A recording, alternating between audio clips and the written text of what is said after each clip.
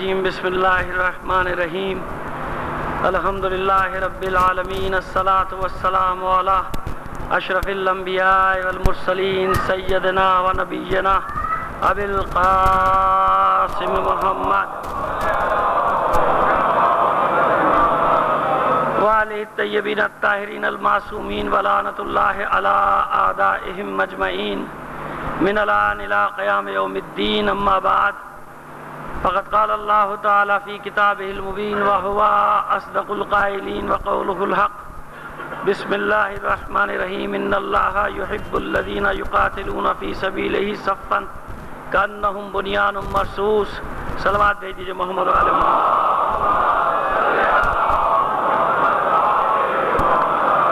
مومنین کرام، یہ جو میں نام آپ کے سامنے لے رہا ہوں ان کے اصال ثواب کی مجلس ہے آج کی.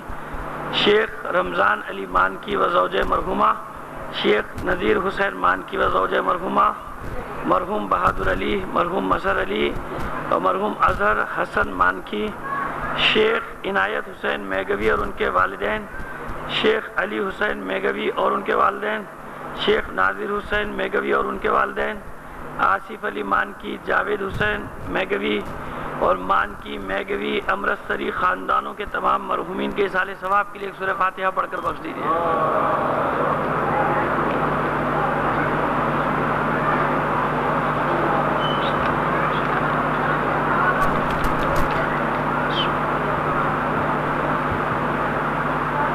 اور کیونکہ شبیہ تابوت برآمد ہوگی لہذا آخر میں مجھے موقع نہیں ملے گا دعا کا. بہت سارے لوگوں نے دعاؤں کے لیے کہا ہے، خاص طور پر ایک مومن کے خالہ، ان کا بھتیجا، کسی کی والدہ، کسی کے بچے، جہاں جہاں بھی جو مریض ہیں، ایک اور مومن جو روزانہ اپنے پوتے کے لیے دعا کے لیے کہلواتے ہیں، ان تمام مریضوں کی شفا یابی کے لیے دعا کریں. بحق بیمار کربلا ان سب کو صحت کاملہ و عاجلہ عطا فرمائے. تمام مریضوں کی شفا یابی کے لیے بلند آواز سے صلوات بھیج دیجیے.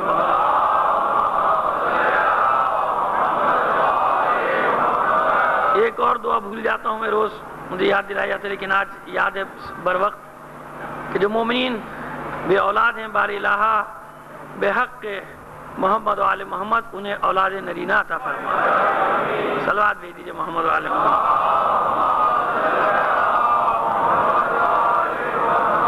یہ سوال بہت اچھا اور اسی قسم کے 2-3 سوال ہیں، انہی سے بات کا آغاز کریں گے کیونکہ ہمارے موضوع سے متعلق ہے، اس لیے ہم جواب دیں گے ان کا. اللہ ان سے راضی ہو گیا. لقد رضی اللہ عنہم اذ یبایعونک تحت الشجرہ. جن لوگوں نے کل میں نے یہ پڑھی تھی نا آیت کہ جن لوگوں نے درخت کے نیچے آپ کے بیعت کی، سے بیعت رضوان کہا جاتا ہے. پروردگار ان سے راضی ہو گیا.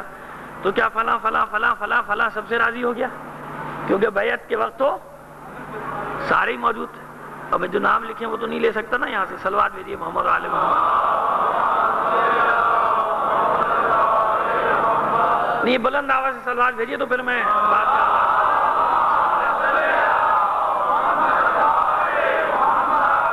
یہ سوال 2-3 سوال اور جو کالجوں میں بچوں کے ساتھ بچوں سے کیے جاتے ہیں، کیے گئے ہیں.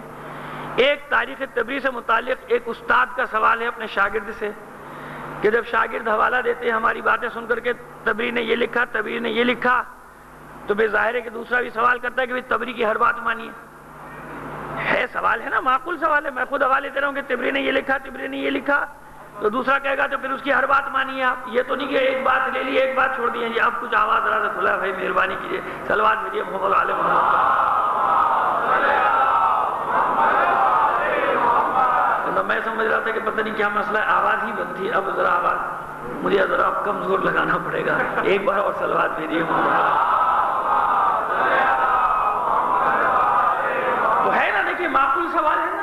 ایسے سوال چاہتے ہیں، ایسے سوال آنے چاہیے. کیجیے، ایسے سوال آنے چاہیے، دوسری طرف سے بھی آنے چاہیے. ہوتا یہ کہ ہم جو باتیں کرتے ہیں ان کا ہمارے کالج اسکولوں سے کوئی تعلق نہیں ہوتا. جو مجلسوں میں ہم باتیں کرتے ہیں وہ آپ جا کے نقل ہی نہیں کر سکتے. سنا سکتے ہیں کسی کو؟ کس کو سنا؟ وہ تو اپنے خوش ہونے کے لیے ہے بھائی، دوسرے کو تو سنا نہیں سکتے. جو دوسروں کے ذہنوں میں سوالات ہوتے ہیں، اصل وہ سوال، ان سوالات کو لائے جائے، ان کا جواب تلاش کیا جائے. پھر مزہ بھی آتا ہے دلیل قائم کرنے کا، پھر جواب دینے کا مزہ بھی آئے گا. آپ کو جواب سننے کا بھی مزہ آئے گا، آپ کو جواب دینے کا بھی مزہ آئے گا. بچے بھی خوش ہوں گے کہ ہاں بڑی رب، دیکھیے کتنا معقول سوال ہے کہ آپ تبری کے حوالے دے رہے ہیں، آپ ابن خلدون کے حوالے دے رہے ہیں کہ انہوں نے یہ لکھا، انہوں نے یہ لکھا، اور واقعی میں روز حوالے دیتا ہوں، تو پھر ان کی ہر بات مانیے. یہ تو نہیں کہ ایک بات مانی جائے ایک بات سوال. یہ دوسرا سوال ہو گیا. تیسرا سوال حدیث قرطاس. مذاق اڑاتے ہیں صاحب وہ اللہ کے رسول نے قلم مانگا نہیں دیا، اچھا تو حضرت علی کہاں تھے؟ وہ دے دیتے، انہوں نے کیوں نہیں دیا؟ ہے نا سوال، معقول سوال. یہ ریکارڈ کے میری مجلس سے ہوتی ہے بات کہ میری گزارش ہے کہ بار بار ظاہر ہے کہ ہر روز ریپیٹ تو نہیں کر سکتا نہ ان سوالوں کو نہ ان جوابوں کو، کیونکہ بعض اوقات ایسا ہوتا ہے کہ پچھلے سال جو بات پڑھ چکا ہوں آج وہ مجھ سے آگے پوچھتے ہیں بھائی صاحب، تو بھائی وہ تو میں پڑھ چکا، تکرار کروں گا، لوگ کہیں گے ریپیٹ کریں. تو یہ جو اب سوال ہیں یہ بالکل تازہ سوال ہیں. 3 سوال.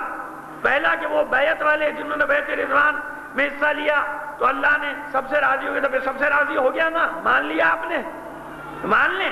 نہیں مان سکتے، جواب دینا ہے. دوسرا سوال یہ ہوا کہ آپ تبری کی یہ بات آپ کوٹ کرتے چلے جا رہے تو پھر تبری کی ہر بات مانی آپ، جو بھی اس نے لکھا وہ سب صحیح، ابن خلدون کی ہر بات صحیح، کیونکہ حوالے آپ دے رہے کہ اس نے یہ لکھا، تو جب اس نے لکھا تو یہ لکھا تو وہ بھی تو لکھا، وہ بھی تو مانیے، ساری باتیں مانیے. 2 سوال. تیسرا سوال جمعرات کو عالمیہ جمعرات کہا جاتا ہے نا اسے، کہ جمعرات کے دن پیغمبر اکرم صلی اللہ علیہ وآلہ وسلم نے قلم دوات مانگا تھا اور انتقال وصال آپ کا ہوا، یعنی خدا سے کی بارگاہ میں جو آپ کا وصال ہوا وہ ہوا پیر کو، یعنی وہاں جو آپ پہنچے تو وہ پیر کو پہنچے. تو 3-4 دن جب کسی نے قلم نہیں دیا تو حضرت علی دے دیتے. تنزیہ سوال ہے لیکن صحیح ہے بالکل. مذاق بھی اڑاتے لوگ کہ انہوں نے کیوں نہیں دے دیا، وہ بھی تو گھر میں تھے، لا کے دے دیتے. 3 دن بیچ میں تھے کہ نہیں تھے؟ تینوں سوال معقول ہے نا بالکل.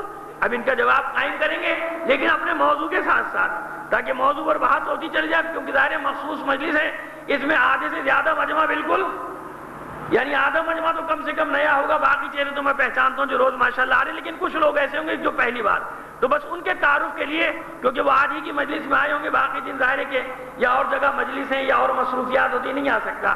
غزوات رسول کا موضوع ہمارا چل رہا ہے. کہیں آپ یہ نہ سمجھیں کہ بیچ میں سے کہاں سے بات شروع کر دی، مجلس سمجھ میں نہیں آ رہی، تو ان کی سمجھ میں ضرور آ جائے گی کہ جو سن رہے ہیں.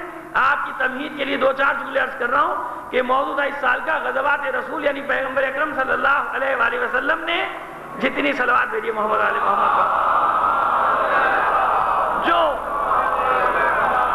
جنگیں لڑی ہیں اور جو سرایہ ہیں ان کی تسلسل سب تو نہیں بیان کیا جا سکتا. 109 غزوات اور سرایہ ہیں.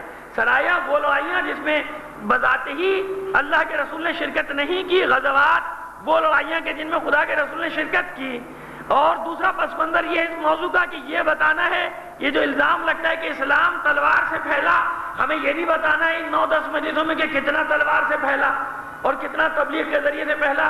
109 جنگیں 9 سال کے عرصے میں، 2 ہجری سے لے کر 10 ہجری تک. جب آپ ایوریج نکالیں گے تو سالانہ کتنی لڑائیاں بنی؟ کم سے کم 12، یعنی ہر مہینہ ایک لڑائی. تو پھر لوگ کہیں گے صحیح تو کہہ رہے ہیں کہ سوائے جنگوں کیا اور ہے کیا، لیکن جو میں خلاصہ کر چکا، بقایا مجالس میں بتا چکا کہ ان 109 جنگوں کے ٹوٹل مقتولین کی تعداد ہے 1250. کتنے؟ 1250 مسلمان کفار ملا کے.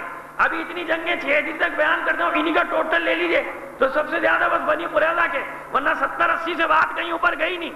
کہیں تو پوری یعنی اکثر غزوات جن میں کوئی خون ریزی ہوئی ہی نہیں، ایسے سرایہ کہ جس میں کوئی، یعنی رسول آخر وقت تک، جیسے کل میں نے صلح حدیبیہ بیان کیا کہ مقصد رسول جنگ نہیں ہے، مقصد رسول امن ہے.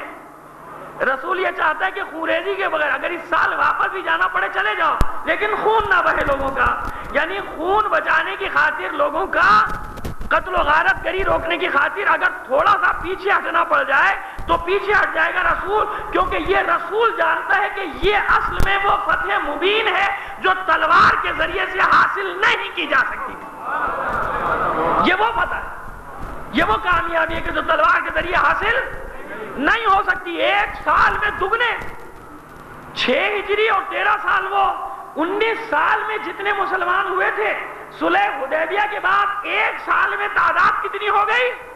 دگنی ہو گئی. کیوں؟ معاہدہ یہ ہے کہ 10 سال تک جنگ نہیں ہوگی، آنا جانا آزاد، بغیر ویزے پاسپورٹ کے، بارڈر کھل گئے، اب جا رہے ہیں آ رہے ہیں. تو وہ گھبراتے کیوں ہو؟ جو سچا ہوگا وہی جیتے گا نا. وہ ڈرنا کیسا؟ رسول نے بھی کھول دیا بارڈر. آؤ تم زور کے ہو اپنی تبلیغ کر لو, ہمارے سچے ہیں ہمارے تبلیغ کر لیں. نتیجہ یہ ہوا کہ خود صلح کی شرائط کفار نے رکھی, بعد میں خود کفار فتح مکہ تک اگر کل یا پرسوں تک پہنچ گئے تو بیان کر دیں گے آپ کے سامنے کہ خود کفار نے جو صلح طے کی تھی ان کو توڑا انہوں نے, اور جب ان کو توڑا تو فتح مکہ کا راستہ ہموار ہوا. صلوات بھیجیے محمد علی محمد. یہ پس منظر ہے. یہ بھی اعتراضات کے جوابات میں ہی ہم نے اس موضوع کا آغاز کیا تھا کہ کتنا تلوار سے پہلا, جو کہتے ہیں تلوار سے پہلا بھائی ساری جنگیں دفاعی, اور جہاں رسول خود حملہ آور ہوتا ہے وہاں خوریزی ہوتی ہی نہیں. صلح حدیبیہ کے بعد واپس آ گئے, صلح ہو گئی واپس کہ آئندہ سال جانا ہے. یہ صلح کی خبر پہنچی کہاں؟ یہودیوں کو. اور یہودیوں کا اڈا کہاں ہے سب سے بڑا؟ مدینے سے تو نکال دیے گئے نا. پورا پس منظر بیان کر چکا. بنی غطفان, بنی سلیم, بنی قینقاع, بنی نذیر, بنی قریظہ کا صفایا ہو گیا. جو بھاگنے میں کامیاب ہو گئے تھے وہ پہلے کامیاب ہو گئے. یہ سب کے سب جمع ہوئے کہاں؟ خیبر. خیبر کتنا دور ہے مدینے سے؟ 80 میل, 120 کلومیٹر سے زیادہ کچھ سمجھ لیجیے آپ, 125 کلومیٹر کے فاصلے پر ہے.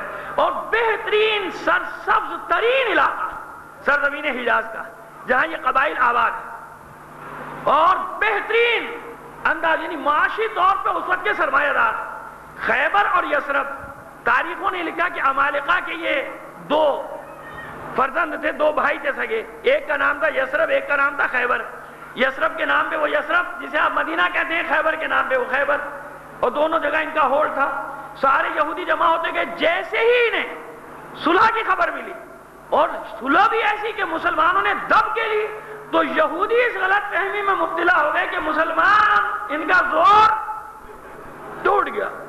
ان کی نظر میں جو ذلت عامہ صلح تھی نا, کہتی شرائط کہ واپس جاؤ, اگلے سال آنا, بغیر ہتھیار کے آنا, تمہارا آدمی آ گیا ہم واپس نہیں دیں گے, ہمارا آدمی چلا گیا تمہیں دینا پڑے گا, تمہیں واپس دینا پڑے گا. اتنی شرائط ان کے لیے تو یہ تھی ذلت عامہ شرائط. ارے ان کے لیے کیا, کتنے مسلمانوں کے لیے نہیں تھی ذلت عامہ, کتنے مسلمانوں کے لیے. اب آئیے ذرا سا حل کرتے چلیں, کیونکہ بیعت رضوان کا تعلق ہے صلح حدیبیہ سے. یہ تو طے ہے کہ 1400-1500 نے بیعت کی, اور آیت نازل ہوئی لقد رضی اللہ عنہم اذ یبایعونک تحت الشجرہ, کہ جب ان لوگوں نے درخت کے نیچے آپ سے بیعت کی اللہ ان سے راضی. اصحاب بدر کے فضیلت کیا ہے؟ اصحاب بدر کی فضیلت کیا ہے؟ اصحاب بدر سے اللہ راضی ہوا کہ نہیں ہوا؟ اصحاب بدر سے اللہ راضی ہوا کہ نہیں ہوا؟ سابقین سے اللہ راضی ہوا کہ نہیں ہوا جو پہلے ایمان لائے؟ اللہ راضی ہوا کہ نہیں ہوا؟ ایک کلیہ یاد رکھیے, ایک قاعدہ جس کو کہتے ہیں قانون بنائیے, ایک کلیہ بنائیے کہ جب بھی حکم الہی آتا ہے قانون کلی کی صورت میں آتا ہے.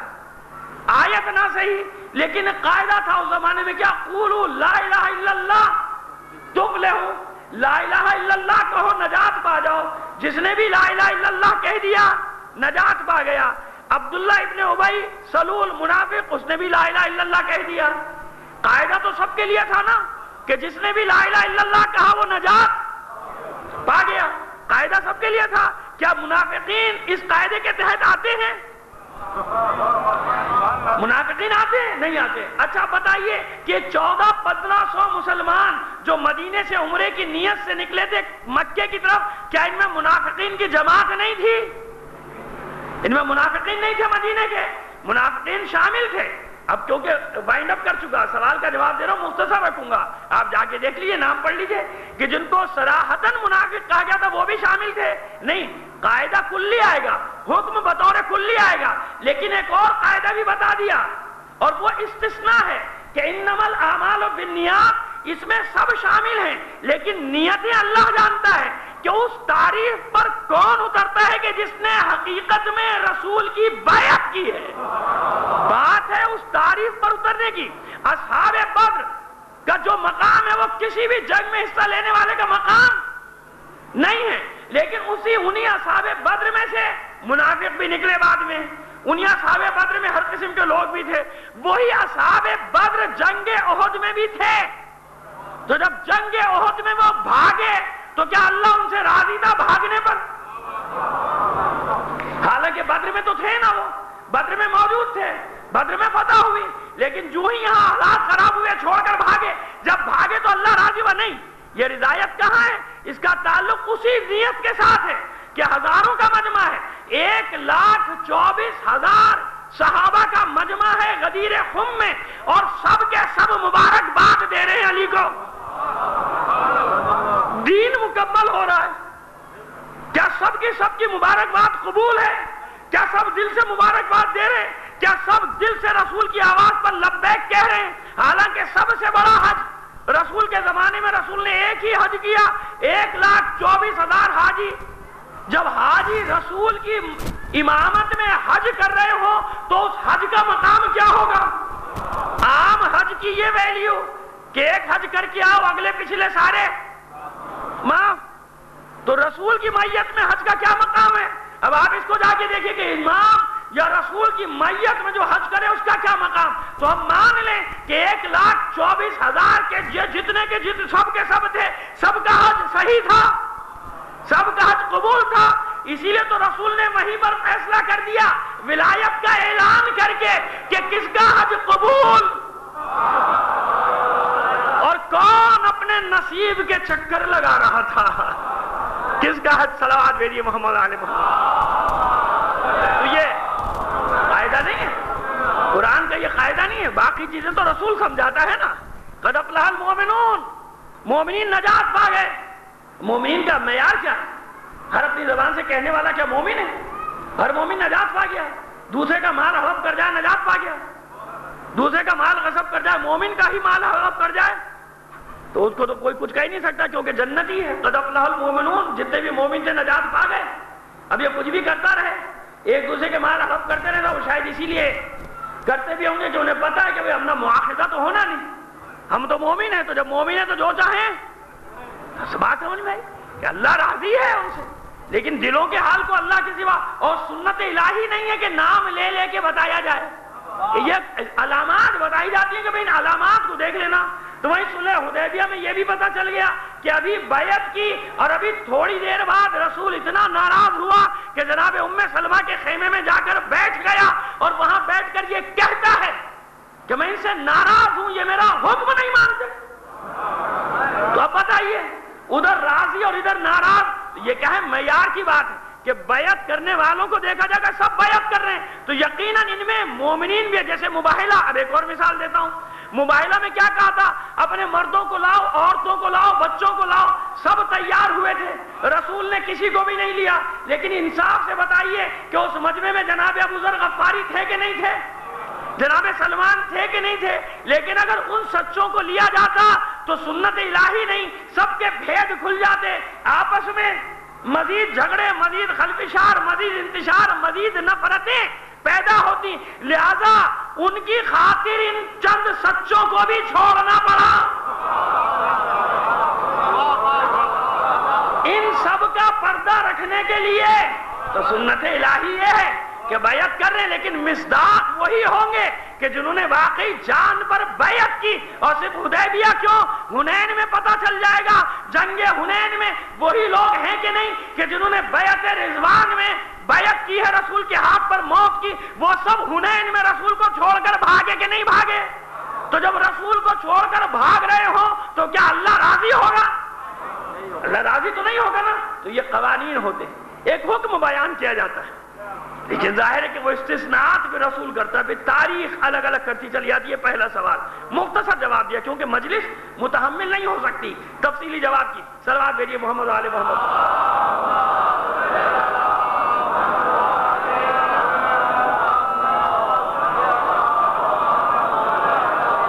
آئیے دوسرا سوال. بات تو بالکل معقول ہے کہ آپ تبریغ کی ایک بات لیتے ہیں، ایک بات نہیں لیتے.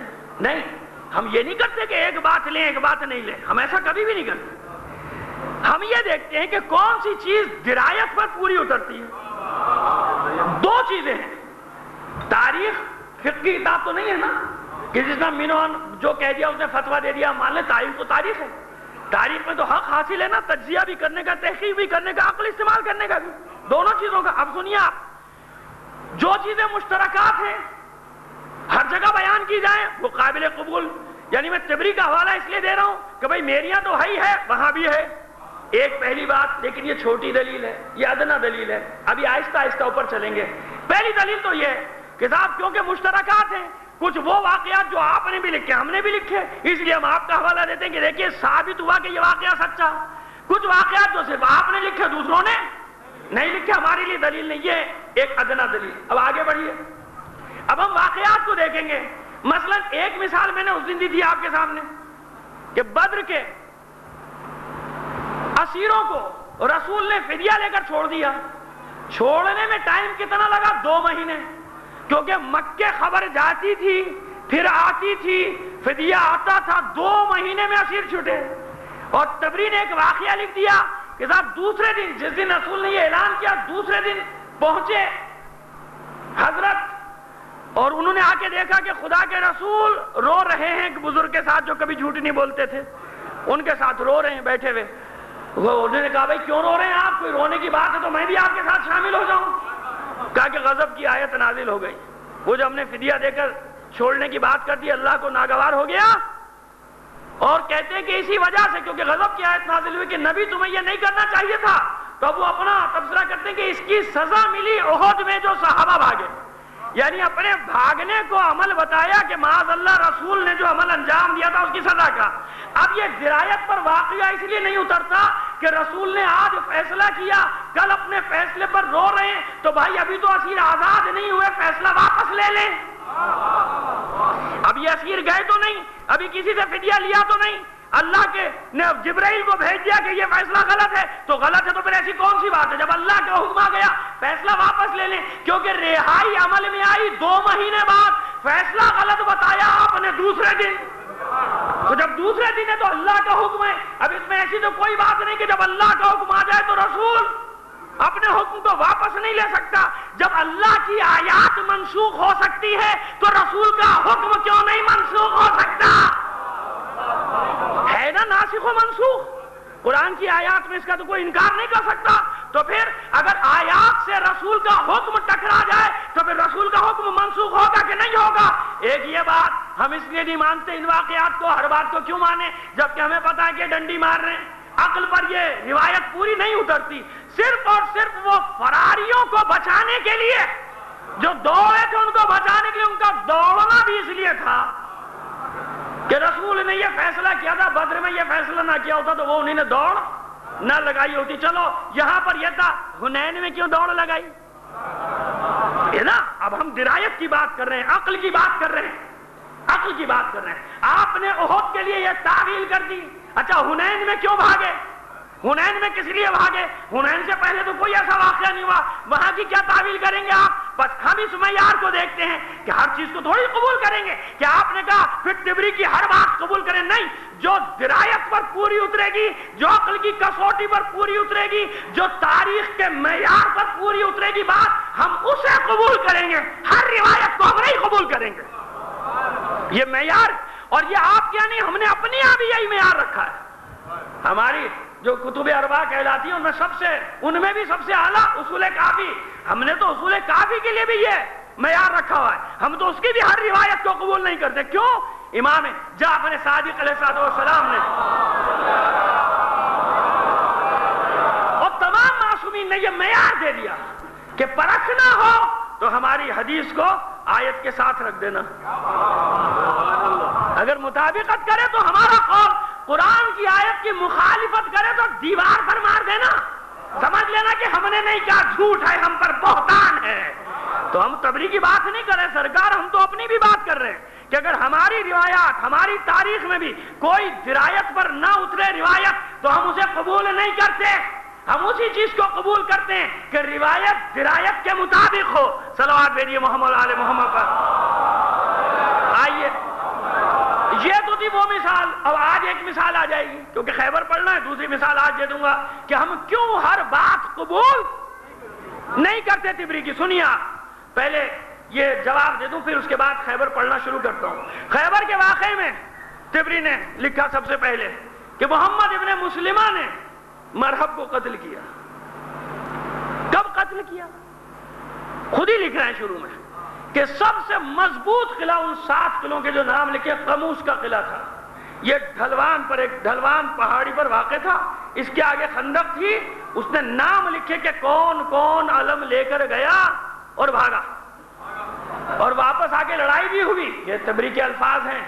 اب وہ کہیں گے بھائی صاحب یہ مان رہے ہیں وہ نہیں مان رہے. بھی میں بتاتا ہوں کہ کیا ماننے کی چیز ہے اور کیا ماننے کی چیز نہیں. خود لکھا پہلے ان واقعات کو کہ یہ ہوا, یہ سب ہوا, کہ یہ کہتے تھے وہ بھاگا, وہ کہتے تھے یہ بھاگا, اور کچھ نہیں ہو سکا. جب ابھی میں ان کی روایت پڑھ رہا ہوں, اپنے پھر انشاءاللہ تھوڑا سا آگے چلیں گے تو پھر جیسے پڑھنا چاہیے خیبر ویسے ہی پڑھیں گے, لیکن ابھی جواب دے رہے ہیں. کہا کہ پھر خدا کے رسول نے کہا کل میں علم اسے دوں گا. یہ تبری کی روایت کہ جو کرار ہوگا, غیر فرار ہوگا, مرد ہوگا, اللہ اس کے ہاتھ پہ فتح دے. ایسے ہی ہوا نا. اس سے پہلے فتح نہیں ہوئی. جو بھی گیا فتح نہ کر سکا. فتح کا دار و مدار کس پہ ہے کہ مرحب کے مقابلے پر کوئی نہیں آتا. بھائی مرحب کو قتل کریں گے تو خیبر تک پہنچیں گے نا. خیبر کب فتح ہوگا؟ جب مرحب قتل ہوگا. پہلے مرحب ہے, بعد میں خیبر ہے. کیونکہ جب کوئی خیبر تک جاتا تھا مرحب نکل کے آتا تھا. اس کا بھائی یاسر یا حارث نکل کے آتا تھا.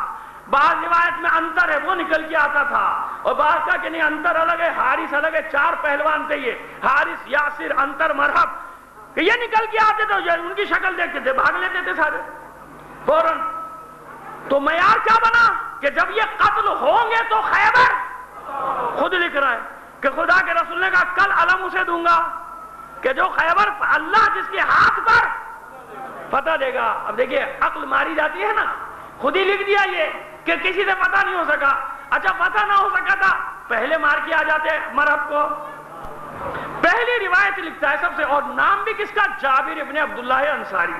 اسی سے پتہ چل گیا کہ گڑی ہوئی روایت. جابر ابن عبداللہ انصاری جیسا جانثار اہل بیت کا, اور روایت لکھ رہا ہے کہ محمد ابن مسلمہ نے, یعنی گئے تو تھے سارے لڑنے, حضرت علی بھی گئے, محمد ابن مسلمہ نے قتل کر دیا مرحب کو. تو محمد ابن مسلمہ کو ہی قتل کرنا تھا مرحب کو, تو پہلے کیوں نہیں قتل کر دیا اس نے؟ یہ اتنے دن سے کیوں نہیں قتل کیا, 39 دن سے کیوں نہیں قتل کیا؟ پہلے یہ روایت اس نے ٹھوس دی بیچ میں.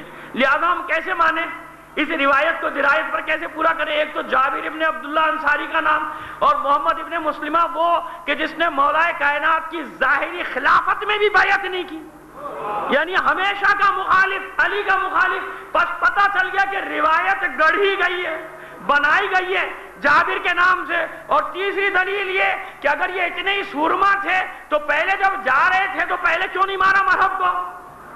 بس معلوم ہوا کہ کوئی ایسا نہ تھا. اب پہلے یہ اپنی خیانت کر کے, اب ہم کیسے مانیں تبری کو جب عقل کی کسوٹی پر پوری نہیں اتر رہی کہ رسول کہہ رہا ہے کل جسے دوں گا وہ فتح کرے گا. اتنے دن تک جاتے رہے واپس آتے رہے, اور یہ کیسے ہوا کہ علی گئے لڑنے, دوسرے نے قتل کیا مرحب کو, تو وہ پہلے قتل کر دیتے مرحب کو, مولا کے جانے کی نوبت ہی نہ آتی, تو عقل پر نہیں اترتی. لہذا ہر بات کیسے قبول کر لیں تبری کی؟ ہاں اب اس نے پہلو بچا بچا کے آگے لکھا.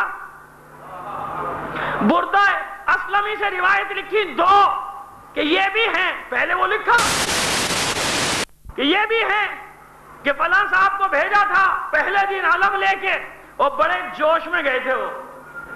ادھر انہیں نے جا کے اور ادھر اس نے دروازہ کھولا, مرحب نے کون, انہیں نے شکل دیکھی, کہا کوئی نہیں, چلو واپس. چلو آج میری محمد آل محمد ہے. یہ تبری کا جواب. اور زندگی رہی کل کیونکہ مجلس مخصوص ہے پیغمبر اکرم صلی اللہ علیہ وآلہ وسلم سے 28 کی, لہذا پوری مجلس فضائل مسائب سب پیغمبر کے نام, اسی میں حدیث قرطاس کو بیان کروں گا. تو یہ 2-3 باتیں میں نے اس لیے پیش کی کہ ایسا کبھی نہیں ہوتا سرکار کہ یہ مانو تو وہ بھی مانو, وہ مانو تو وہ. تو ہم اپنی کتابوں میں وہاں بھی عقل کی کسوٹی پہ درایت پر پرکھتے ہیں. جو معیار معصومین نے مقرر کیا اس پہ ہمارا بھی کوئی لکھا, ہماری بات مانتے ہیں کیا اس کی؟ نہیں مانتے. کیوں؟ معیار موجود ہے. ہاں ہمارے یہاں تو اتنا آگے ہیں لوگ کہ صحیح بات کو وہ بھی نہیں مانتے, اور اس ماننے کی کوئی اور وجہ ہے, نہ ماننے کی وجہ یہ کہ ہمارے مزاج پہ پوری نہیں اترتی. درایت نہیں ہمارے یہاں. یہ دیکھیں جو حقیقت ہے وہ تو بیان ہونی چاہیے نا. اب میں نہ کروں تو کون کرے گا؟ کسی کو تو یہ رسک لینا چاہیے، اور میری تو عادت ہے، میں تو اس میدان کا آدمی ہوں، یہ رسک میں لیتا ہوں کہ وہی معیار نہیں کہ نہیں مانتے، ہمارے یہاں اور بھی وجہ ہے جس کی وجہ سے نہیں مانتے، صحیح بات بھی نہیں مانتے۔ کیوں نہیں مانتے؟ نہیں، ہمارے مزاج کے خلاف ہے، ہمارے تصورات کے خلاف ہے، نہیں مانیں گے۔ اب یہ بھی ہے تو اب اس کو کیا کیا جائے؟ ہر طرف ایسا کوئی نہ کوئی خلا تو باقی رہتا ہے نا۔ صلوات بھیجیے محمد آل محمد۔ اب آئیے، یہ بڑا مختصر سا جواب دیا، لیکن اگر آپ موضوع رکھیں گے تو انشاءاللہ آپ بالکل شافی جواب لے کر جائیں گے۔ ایک ایک مجلس ایک ایک سوال پر رکھتے جائیے، اور جو لوگ آپ سے سوال کرتے ہیں انہیں بھی لیتے آئیے، تاکہ جزیات جو سوالات کی ہیں وہ بھی وہ کرتے چلے جائیں۔ ہم انشاءاللہ کوشش کریں گے کہ جواب دیتے چلے جائیں، اتنی امید ہے، کیونکہ جب حق پر ہیں تو پھر خوف کیسا، پھر گھبرانا کیسا؟ اگر حق پر نہیں ہوں گے ہم بھی چھوڑ دیں گے۔ ہم تو یہ چیلنج کرتے ہیں سب کو کہ بھئی یقین ہے کہ حق پر ہیں، اس لیے ہیں، لہذا کوئی بھی اعتراض جوانوں سے خاص طور پر میں کہہ رہا ہوں اطمینان سے، مگر جو طریقہ میں نے بتایا کہ پہلے سے لکھ کے دے جائیں، ایسے سوال نہ کریں کہ جس سے جان چل جائے میری بھی پڑھ کے، کہ مجھے بھی ہوتا ہے نا کبھی کبھی ایسا سوال آ جاتا ہے۔ صلوات بھیجیے محمد آل محمد۔ اب یہ اس طرح کے سوال ہے، آپ کیجئے مجھ سے، مجھے ظاہر ہے کہ بعض سوال ایسے بھی ہوں گے جو مجھے میرے لیے بھی نہیں ہوں گے، میرے پاس جواب نہیں ہوں گے، لیکن میں جا کے دیکھوں گا نا، میں بھی مطالعہ کر کے آؤں گا نا، تیاری کر کے آؤں گا، اس میں کون سا حرج ہے؟ معصوم تھوڑی ہے، انہیں دعویٰ تھوڑی کیا کہ آپ کے ہر سوال کا جواب میرے پاس ہے، ایسا تو نہیں ہے۔ مطالعہ کر کے آئیں گے، جواب دیں گے۔ کیوں؟ وہ مذہب اہل بیت ہی نہیں جس کے پاس ہر مسئلے کا حل نہ ہو، ہے ہی نہیں مذہب، ہمارے یہاں تو ایسا سلسلہ ہے ہی نہیں۔ ہمیں کیسا خوف؟ تو ہم تو خود، ہم یہ نہیں کہتے دوسروں کی طرح خبردار ان کے پاس مت جانا، گمراہ ہو جاؤ گے، ارے ان کی باتیں نہ سننا، یہ گمراہ کر دیں گے تمہیں، ہمیں کوئی خوف نہیں۔ ہم تو اپنے بچوں کو خود کہتے ہیں جاؤ دیکھو وہ کیا کیا کہتے ہیں۔ کیوں؟ ہمیں اعتماد ہے اپنی ماؤں کی گود کی تعلیم پر، وہ پہلا مدرسہ اتنا مضبوط ہے ہمارا، اتنا محکم ہے وہ پہلا مدرسہ، وہ مومنہ ماں کی گود اتنی مضبوط ہے کہ کوئی فکر نہیں دنیا کے کسی کونے میں کہیں چلا جائے، ارے سوال ہی کرے گا نا ہم سے، گمراہ نہیں ہو سکتا۔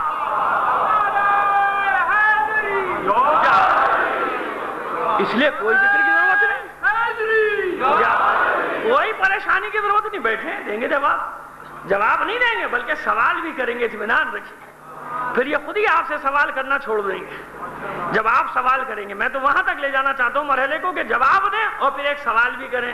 اچھا بھائی یہ تو ہم نے جواب دیا، اب یہ سوال کا جواب آپ بتا دیجئے، یہ سوال کا جواب آپ ہمیں بتا دیجئے۔ ایک سوال ہم بھی دے رہے ہیں آپ کو آج کی مجلس میں کہ بڑے بہادر تھے، بڑے سورما تھے، بڑی شمشیر چلائی، بڑے نیزے چلائے، بڑے شہسوار تھے، بڑے کارنامے، بڑے کارنامے، کیا یہ نہیں، بڑے کارنامے، بڑے بہادر، بڑے سورما۔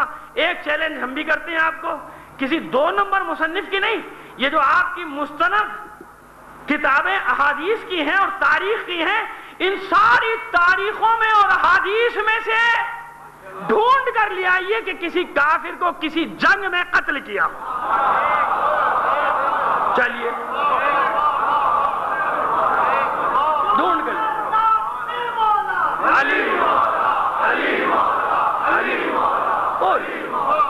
آپ بھی سوال کریں، کارنر مت ہوں کہ وہ سوال کیے چلے جائیں، نہیں ایک ایک سوال آپ بھی کریں روزانہ کہ بھئی اچھا آپ بھی یہ جواب لے کر آئیے گا۔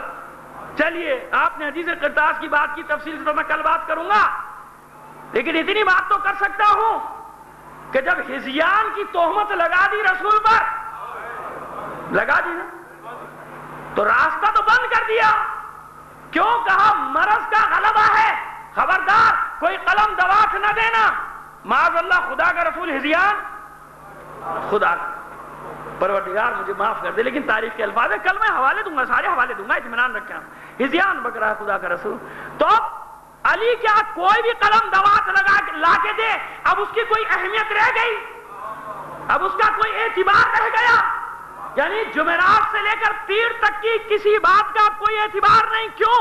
اس لیے کہ خبر پھیلا دی ہے، خبر اڑا دی۔ اب کوئی قلم دوات لا کے بھی دے دے تو غیر معتبر ہو گئی نا سب بات، کیونکہ یہی کہیں گے ہم تو پہلے ہی کہہ رہے تھے ہذیان کی حالت میں۔ اور پھر رسول کے بعد آنا کس کو ہے؟ رسول کے بعد ہونا کیا ہے؟ اس تحریروں کا حشر کیا ہوتا جب صدق کا کاغذ بھرے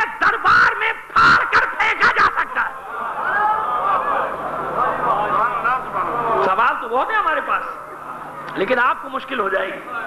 بہت سوال ہے. جب وہ ہبا کیا ہوا کاغذ رسول کی تحریر پرزہ کی جا سکتی کہ یہ وہ کاغذ جس پر رسول نے مگر یہ تھا، تو پھر کس چیز کی ہے؟ وہ بھی تو رسول ہی کی تحریر تھی نا بھائی. وہ کس کی تحریر تھی؟ وہ بھی تو رسول ہی کی تحریر تھی. آئیں گے اس پر بھی بات کریں گے. تو اپنے صلوات بھیجیے محمد علی محمد پر. تو یہ میں نے مختصر جواب دیا. انشاءاللہ کل اور کوشش ہوگی کہ کیونکہ اسی صلح فتح مکہ کے حوالے سے بات ہوگی پیغمبر کی ذات کے متعلق، تو انشاءاللہ اور جہاں تک ہو سکے گا کریں گے کوشش. لیکن آپ مفصل جواب مانگیں گے تو پھر اس کے لیے ایک مجلس الگ الگ ایک سوال کے لکھیں. مجھے کوئی پریشانی نہیں، میں انشاءاللہ سارے حوالے آپ کے پاس دے کر جاؤں گا. اور میں کوشش بھی کر رہا ہوں، آپ دعا کیجئے خدا مجھے توفیق دے. خصوصاً عزاداری کے حوالے سے میری کوشش ہے کہ 1 مہینے کے اندر، اور میں نے تیاری بھی کر لی اور خاصا کچھ لکھ بھی چکا ہوں، ایک کتاب ایسی آ جائے کہ میں زندہ رہوں یا نہ رہوں میری آخرت کا سامان ہو جائے. اور اس میں پورے اتنے مستند حوالے ہیں کہ میں یہ سمجھ رہا ہوں کہ اگر میں کامیاب ہو گیا انشاءاللہ، اور تقریباً لکھ لی، اب میں مار بھی دیا جاؤں تو میٹر موجود ہے، وہ سارا موجود ہے، وہ میرے پاس سارا موجود ہے. لہذا مجھے اس کی فکر کی بات نہیں، میرے آنے والے اس کو چھپا دیں گے کتاب، تاکہ ایک ہمیشہ قیامت تک کے لیے ایک سند آپ کے پاس رہ جائے کہ عزاداری ہے کیا، اور عزاداری کیوں کرتے ہیں، اور عزاداری کیوں کرنی چاہیے. یہ ساری چیزیں آپ کو مل جائیں گی انشاءاللہ. صلوات بھیجیے محمد علی محمد پر. اب مشکل یہ ہے کہ یہ بھی بڑے اہم تھے سوالات، اور اس میں بھی خاصا وقت گزرا، لیکن پھر بھی میں کوشش کروں گا خیبر تک پہنچانے کی. صلح حدیبیہ کے بعد یہودیوں نے کیا سمجھا کہ مسلمان کمزور پڑ گئے، اتنی ذلت آمیز شرائط پہ معاذ اللہ صلح کی ہے، یہ وہ کہتے تھے. معاذ اللہ کا لفظ میں نے استعمال کیا، کتنی ذلت آمیز. لہذا اب انہوں نے طاقت جمع کرنی شروع کی خیبر میں حملہ کرنے کے لیے. نیٹ ورک حرکت میں آیا. بنی خزاعہ کے لوگوں نے فوراً بر وقت اطلاع دی خدا کے رسول تیاری ہو رہی ہے. یہودیوں نے تیاری شروع کر دی ہے، قسمیں کھا لی ہیں کہ اب کیونکہ کمزور پڑ گئے، صلح کی ہے مکیوں سے، اس کا مطلب کمزور پڑ گئے، لہذا اب حملہ کر کے اپنی سلطنت کو واپس مدینے کو واپس لیا جائے. آج تک یہی کوشش ہے، آج تک یہی کوشش ہے نا، واپس لیا جائے. یہ وہی زخم ہیں، یہ خیبر کے زخم ہیں، یہ یثرب کے زخم ہیں. آج تک یہ بھر نہیں سکے. کیوں؟ زخم لگانے والا ابو طالب کا بیٹا تھا. ابو طالب وہ وار کرتے ہی نہیں جس وار کا اثر ختم ہو جائے. ابو طالب کے بیٹے کا وار کا اثر قیامت تک باقی رہتا ہے. علی نے کوئی ایسا وار ہی نہیں کیا جس کا اثر ختم ہو جائے. قیامت تک زخم سہلا رہے ہیں اپنے. آج تک تکلیف ہو رہی ہے. وار کیا تھا بدر میں علی نے، آج تک تڑپ رہے ہیں. وار کیا تھا علی نے احد میں، آج تک تڑپ رہے ہیں. وار کیا تھا علی نے خندق میں، آج تک زخم سہلا رہے ہیں. وار کیا تھا علی نے خیبر میں، آج تک فریادیں بلند ہو رہی ہیں. یہ وہی تسلسل ہے. اس لیے تاریخ پڑھ رہا ہوں، نہ سمجھنا کہ ختم ہو گیا سلسلہ، نہیں، یہ وہی سلسلہ جاری ہے. آج بھی بنو امیہ کی بقایات مصروف ہے کہ کیسے بدلہ لیا جائے. اہل بیت نہ صحیح، ان کے چاہنے والوں سے صحیح.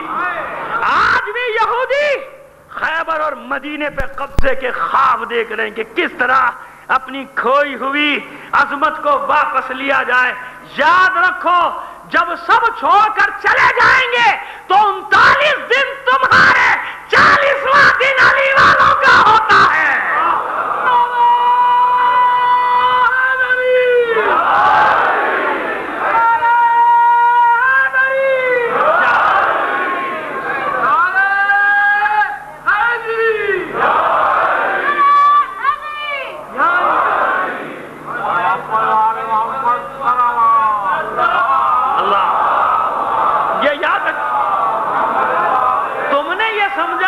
جو ابھی بیٹھے ہیں وہ اصل ہیں، نپٹ لو تم ان سے.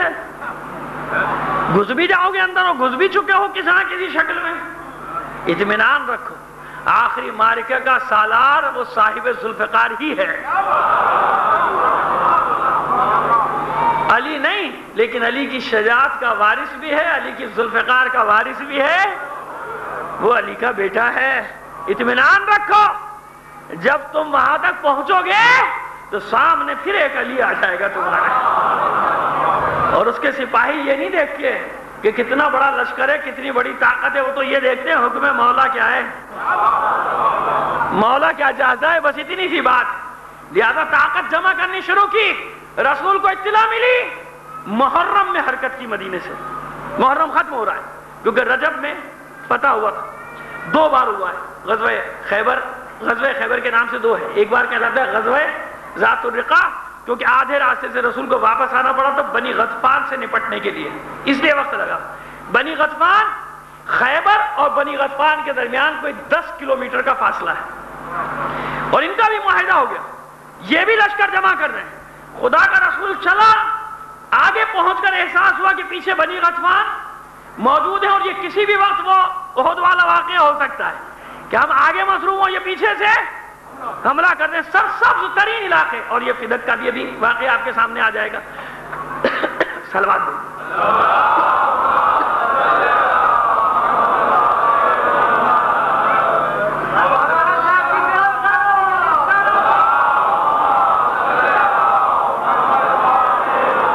لہذا واپس پلٹے، اور ان کو اتنا ہوش بھی نہیں تھا کہ مسلمان ہم پر یہاں کے حملہ کر دیں گے اتنی دور۔ صبح جب ان کے لوگ زنبیلیں بیل چلیے کھیتوں میں کام کرنے آئے تو حیران، یہ کیا لشکر، 2-3 ہزار، 1600 سے لے کر 2000 تک کی تعداد اسلامی لشکر کی، پہنچ گیا ہے سر پہ اسلامی لشکر بنی غطفان، اور بھاگے وہ اپنے گھروں کے کہ مسلمانوں نے حملہ کر دیا۔ بیچ میں اسلامی لشکر بیٹھ گیا بنی غطفان اور خیبر کے بیچ میں، تاکہ یہ کمک ان کی نہ کر سکیں۔ اب عجیب ہے، مورخین لکھتے ہیں کہ خدا کے رسول کے سر میں درد کبھی کبھی اٹھتا تھا، وہ اٹھ گیا، اگرچہ کہ ہر جنگ کی سالاری خدا کا رسول فرمایا کرتا تھا، لیکن درد اٹھ گیا، اور علی کی آنکھوں میں درد ہو گیا، آشوب چشم۔ ایسے مترجمین جو ہے نا وہ مورخین سے بھی زیادہ خبیث ہیں، یعنی مورخین نے جو لکھا سو لکھا، ترجمہ کرنے والوں نے اپنا جس طرح سے کینہ نکالا ہے نا، ابھی میں آپ کو بتاؤں، کینہ ترجمہ کرتے ہوئے کینہ نکالا اپنے دلوں کا، ابھی میں آپ کو بتاؤں گا کیسے۔ اچھا بھائی فلاں صاحب جائیے علم لے کے فتح کیجئے، کیونکہ بشارت تو دے چکا ہے نا خدا کا رسول۔ دوڑے دوڑے گئے پورے لشکر کو لے کے 1600 کے، وہ چھوٹے موٹے قلعے پہلے رسول کے خوف سے وہ خالی کر چکے ہیں۔ قموس میں جمع ہے جو سب سے بڑا قلعہ، جس کے آج بھی آثار موجود ہیں خیبر میں، اور اس دروازے کا سائز بھی موجود ہے۔ لہذا ویسے تو میرے بھائی کچھ پڑھنے والے، کچھ، سب کی بات نہیں کر رہا، سب میرے نزدیک محترم ہے، سب کا اعلیٰ مقام ہے، لیکن کچھ بھائی اتنا مبالغہ کر دیتے ہیں کہ جب اصلی خیبر کو جا کے دیکھو تو اس کی اہمیت ہی ختم ہو جاتی ہے۔ تو یہ خیبر، یہ کون سا خیبر ہے؟ تو بھائی اتنا بھی مبالغہ نہ کیا کرو کہ حقیقت ہی جو ہے وہی ادھر کی ادھر ہو جائے۔ بلکہ ایک جگہ تو یہ بھی سنا گیا کہ وہ خیبر کو پھینکا تھا علی نے، اب تک واپس تو آیا ہی نہیں ہے۔ یہ فضیلت ہے، ایسے فضائل بیان ہوتے ہیں بھائی، خدا کو مانو۔ جبھی تو لوگ کہتے ہیں کہ علم تو ان سے اٹھ ہی گیا، اب تو یہی ساری چیزوں پہ گزارا ہو رہا ہے آج کل ایسا گزارا نہیں، ایسا نہیں، ہمیں بدلنا پڑے گا اپنے انداز کو۔ یہ میرا فریضہ ہے کہ میں آپ تک کہوں، یہ کیا ہے جس کی جو مرضی روایات کو جیسے بنا کر پیش کر دے، یعنی ہم خود اپنی تاریخ مسخ کریں، ہم لوگوں کو مذاق اڑانے کا موقع دیں گے، یہ پڑھ رہے دیکھو، یہ ان کا عالم ہے، وہ تو عالم ہی سمجھتا ہے نا، اسے کیا پتا اس نے کتنا پڑھا ہے۔ اسپیکر پہ جب آواز جائے گی تو وہ کیا سمجھے گا کہ وہ عالم ہی پڑھ رہا ہے نا، انہیں تو نہیں پتا کہ بھرتی کے ہیں سارے۔ صلوات بھیجیے محمد آل محمد پر۔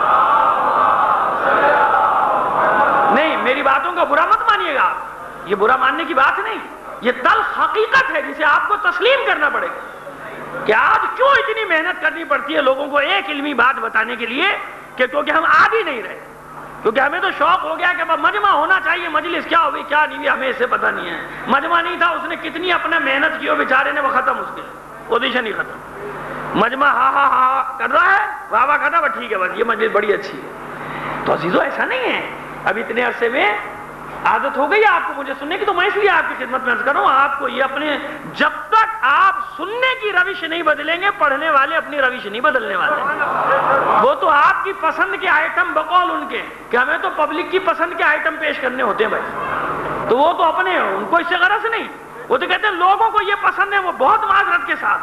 یہ تلخ حقیقتیں ہیں. نہیں آپ برا لگے برا، مجھے اس کی کوئی پرواہ نہیں، لیکن میں یہ بات کہہ کے ضرور جاؤں گا، کیونکہ شاید ان چند جملوں کو کہنے کے لیے میں اتنی محنت کرتا ہوں آپ کے سامنے. صلوات بھیجیے محمد علی محمد.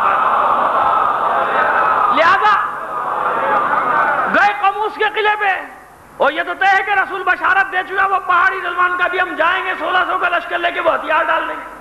علی نے بھی بنی قریظہ کے قلعے سے فتح کیے تھے، بنی نذیر کے قلعے سے فتح کیے تھے. اور کتنا اچھا موقع ہے کہ علی بیمار،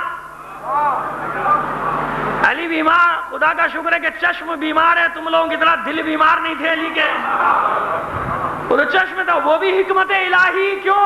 پروردگار موقع دینا چاہتا ہے علی ذرا آرام کیجئے، یہ بھی اپنی حسرتیں نکال لیں. ہر جگہ آپ آگے ہو جاتے ہیں، ہر جگہ آپ جیت جاتے ہیں، اور یہ توپتے رہ جاتے ہیں کہ یہ کیا بات ہوئی، ہمیں علم ہی نہیں دیا. ہمیں علم دیتے تو دیکھیے ہم بھی کیا کرتے ہیں. اگر رسول نے چلو بھائی میں بھی بیمار، علی بھی بیمار، جاؤ حسرتیں نکالو. گئے پہلے دن ایک صاحب بڑے تمتراق کے ساتھ للکارا، نکلو باہر. تو پوری قوم تو نکلی بھی نہیں، ایک ہی نکلا، مرہب نکلا. اس نے ایسے دروازہ کھولا، کون؟ میں ہوں مرہب. پورا خیبر مجھے مرہب کے نام سے جانتا ہے، اور میں آزمودہ کار اور تجربے کار پہلوان ہوں. میں جانتا ہوں تلوار کیسے اور کس پر چلائی جاتی ہے. انہوں نے کہا جب آپ جانتے ہیں تو اب ہم کیا کہہ سکتے ہیں واپس؟ جب آپ جانتے ہیں کہ کس پر چلائی جائے، کیسے چلائی جائے. یہ جملے میرے، اتنا تو حق ہے نا مجھے کہنے کا. بھائی واپسی کا تاریخ نے لکھا، واپسی کے جملے تو نہیں لکھے، تو واپسی کے جملے میں نے لگا دیے. جب آپ جانتے ہی ہیں سرکار تو اب ہم آپ سے کیا لڑیں واپس. آگے یہ پیچھے لشکر، دونوں میں مقابلہ ہوا. کبھی لشکر آگے، کبھی یہ آگے، کبھی لشکر آگے، کبھی یہ آگے. پیغمبر کی خدمت میں ساتھ پہنچے. کیا ہوا؟ کہا لشکر بھاگ گیا. لشکریوں نے کہا جھوٹ بولتا ہے، پہلے یہ بھاگا تھا. پڑھ لیجیے گا تبری جا کے. حالانکہ ترجمہ کرنے والوں نے بڑے مؤدب انداز میں لکھا ہے، پسپا ہو گیا لشکر. یہ حملہ کرنے گئے، مقابلہ کیا، پسپا ہو کر واپس آ گئے. جبکہ عربی والے نے تو یہی لکھا کہ بھاگ کر آئے. بھاگ کر آنے میں پسپا ہونے میں فرق. پسپا وہ ہوتا ہے جو مقابلہ کرتا ہے. اگر مقابلہ کیا تھا تو سرکار بتائیے تو صحیح کتنے مارے، کتنے زخمی ہوئے. پسپا ہوتا ہے مقابلہ کرنے کے بعد. تو ترجمہ کرنے والوں نے دوڑ لگانے کا ترجمہ اردو میں، کیونکہ ان کو پتا ہے کون سے سارے عربی جا کے پڑھ رہے ہیں. ارے اردو نہیں پڑھتے، یہ اردو کی کتابیں نہیں پڑھتے، عربی کی کون پڑھ رہا ہے. پسپا ہو گیا لشکر. یہ پسپا ہو کر واپس آ گئے، اور رسول کے سامنے یہ ان پر الزام ڈالتے تھے، وہ ان پر الزام ڈالتے تھے.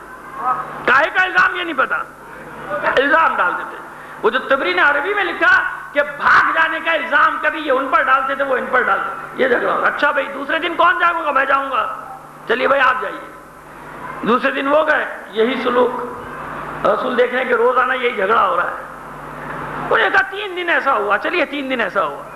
3 دن ہوا نا، 39 دن نہ صحیح ہوا تو صحیح، کوئی نہیں نکلا.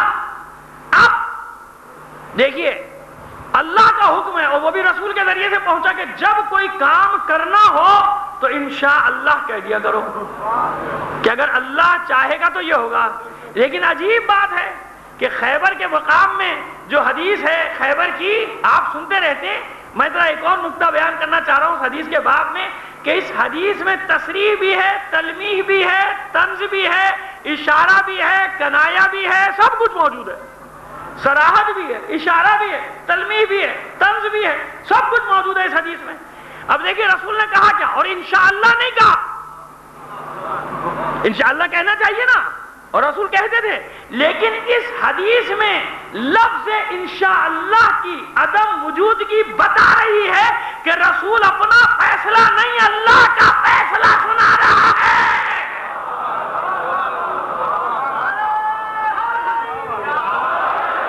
اگر رسول کی اپنی خواہش ہوتی تو رسول کہہ دیتا انشاءاللہ. لیکن پوری روایت کا اما واللہ لأوتین الرایۃ غدا رجلا یحب اللہ ورسولہ یحبہ اللہ ورسولہ کرارا غیر فرار یفتح اللہ علی یدیہ. اما واللہ، اما تنبیہ، آگاہ ہو جاؤ. یا اما، یہ حرف تنبیہ جسے تنبیہ کی جاتی ہے. اما واللہ، آگاہ ہو جاؤ. اور اس کے بعد قسم، یعنی پہلے تنبیہ، پھر قسم، پھر تاکید در تاکید.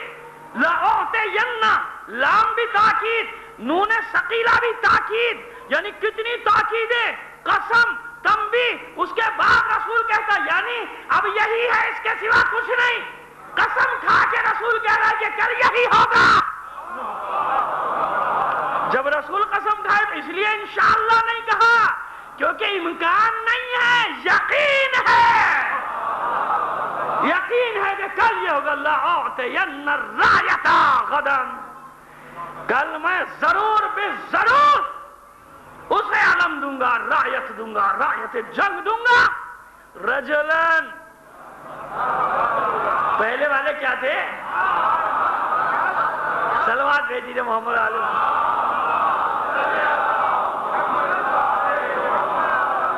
یہ الفاظ ہیں روایت کے، رجلن مرد ہوگا. یہ نہیں کہا پہلے والے نہیں تھے، اتنی کافی ہے. نے کہا نا بہترین کنائے اشاروں میں خدا کا رسول بات کر رہا ہے. کل اسے دوں گا، رجلن مرد ہوگا. اور دوسری صفت کیا ہوگی؟ یحب اللہ ورسولہ، وہ ایسا فرد ہوگا جو اللہ سے بھی محبت کرتا ہوگا اور اس کے رسول سے بھی محبت. آپ جانتے ہیں اس روایت کی اہمیت، جامع منتظر میں پڑھ چکا ہوں نا کہ 5ویں امام نے صرف اس حدیث سے استدلال کیا تھا خارجیوں پہ. کیوں؟ یہ حدیث اتنی مستند ہے، تواتر کے ساتھ ہے کہ ہر مورخ کو لکھنا پڑی ہے. لکھا ہے، اس روایت کو لکھا ہے. یحب اللہ ورسولہ، اللہ سے محبت کرتا ہوگا، اس کے رسول سے محبت کرتا ہوگا. وَيُحِبُّهُ اللَّهُ وَرَسُولُهُ، صرف وہ نہیں، اللہ اور اس کا رسول بھی اس سے. تو پہلے والے کیا ہوئے؟ یقیناً ہم یہ نہیں کہتے، ہم یہ ضرور کہتے کہ ان میں وہ تھے کہ جو اللہ اور اس کے رسول سے محبت، مگر منزل علی والی تو سب کی نہیں تھی نا. اللہ اور اس کا رسول اس سے محبت کرتے ہو.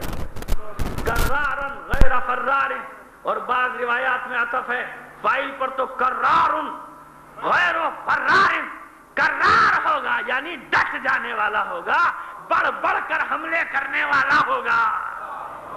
فرار نہیں ہوگا یعنی پیچھے مڑ کر بھاگ جانے والا، غیر فرار بھاگنے والا نہیں، بڑھ بڑھ کر حملہ کرنے والا ہوگا. یفتح اللہ علی یدیہ، اور اللہ اس کے ہاتھ پر بتا دے گا. اللہ اس کے ہاتھ پر بتا دے گا. رات بے چینی سے کٹ رہی ہے نا. اب کیا کہوں میں، رات بھر علم کے لیے جگہ کیا کہ نہیں کیا سب نے. اب مجھے شعر تو یاد نہیں آ رہا اپنے ایک عزیز دوست کا، لیکن مفہوم میں نثر میں بیان کر دیتا ہوں کہ رات بھر جاگا کیے، کل پوری رات جاگتے رہے علم کے لیے، اور آج علم کو چھونے سے نکاح ٹوٹ جاتا ہے. آج علم کو چھونے سے دین خطرے میں پڑ جاتا ہے، کہیں نکاح ٹوٹ جاتا ہے، کہیں کچھ ہو جاتا ہے. عجیب ہوتا ہے، ساری رات جاگے.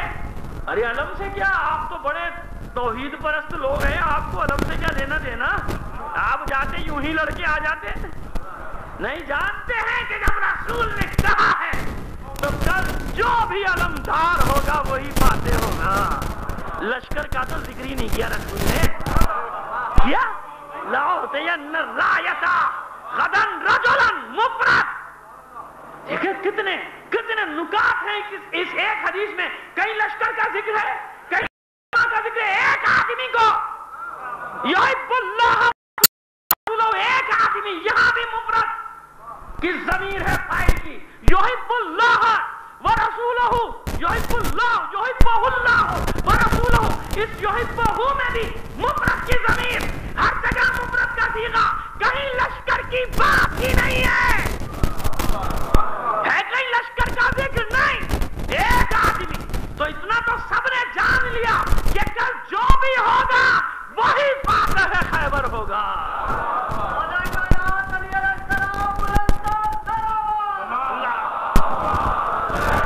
ہو گیا نا، مفرد کا صیغہ ہو گیا.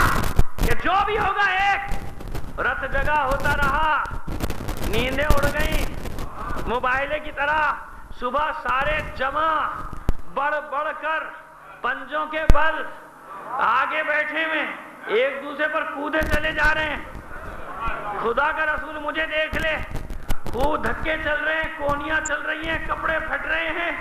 بھئی یہی ہوا ہوگا نا، جب انعام ملتا ہے تو یہی ہوتا ہے، اور جب معلوم نہیں ہو کہ کسے دینے والا ہے تو پھر تو چھینا جھپٹی یہ ہوگی اور کیا ہوگا۔ لہذا یہ خوب دھکم بیل ہوئی، رسول نکلے خیمے سے، پورے مجمع پہ نظر دوڑائی، کتنے ہیں؟ 1600، اور ہر ایک کی کوشش ہے کہ میں نظر آ جاؤں، تو کتنی دھکم بیل ہو رہی ہوگی وہاں۔ رسول نے پورے مجمع پر نگاہ ڈالی، کالی گائے۔ اب سوچیے آپ کیا دل پہ گزری ہوگی۔ خدا کے رسول بھی تو اب دیکھیں نا، کچھ کہہ بھی نہیں سکتے ہم، بس دست بستاز کرتے، مولا اے حبیب خدا، کچھ تو لوگوں کے جذبات کا کیا کیا جائے۔ صلوات بھیجیے محمد آل محمد۔ لیکن نہیں تھا، کہاں ہے علی؟ تکرار ہوتی ہے نا اس جنگ کی، لیکن ہونے دیجیے۔ ابھی میں نے عرض کر چکا کہ مسئلے ہی ایسے ہیں، ابھی ہے ہی واقعات ہی ایسے ہیں کہ جب تک ان کو اسی انداز میں پیش نہ کیا جائے، میں تو نہیں سمجھتا کہ عبادت ہو گئی۔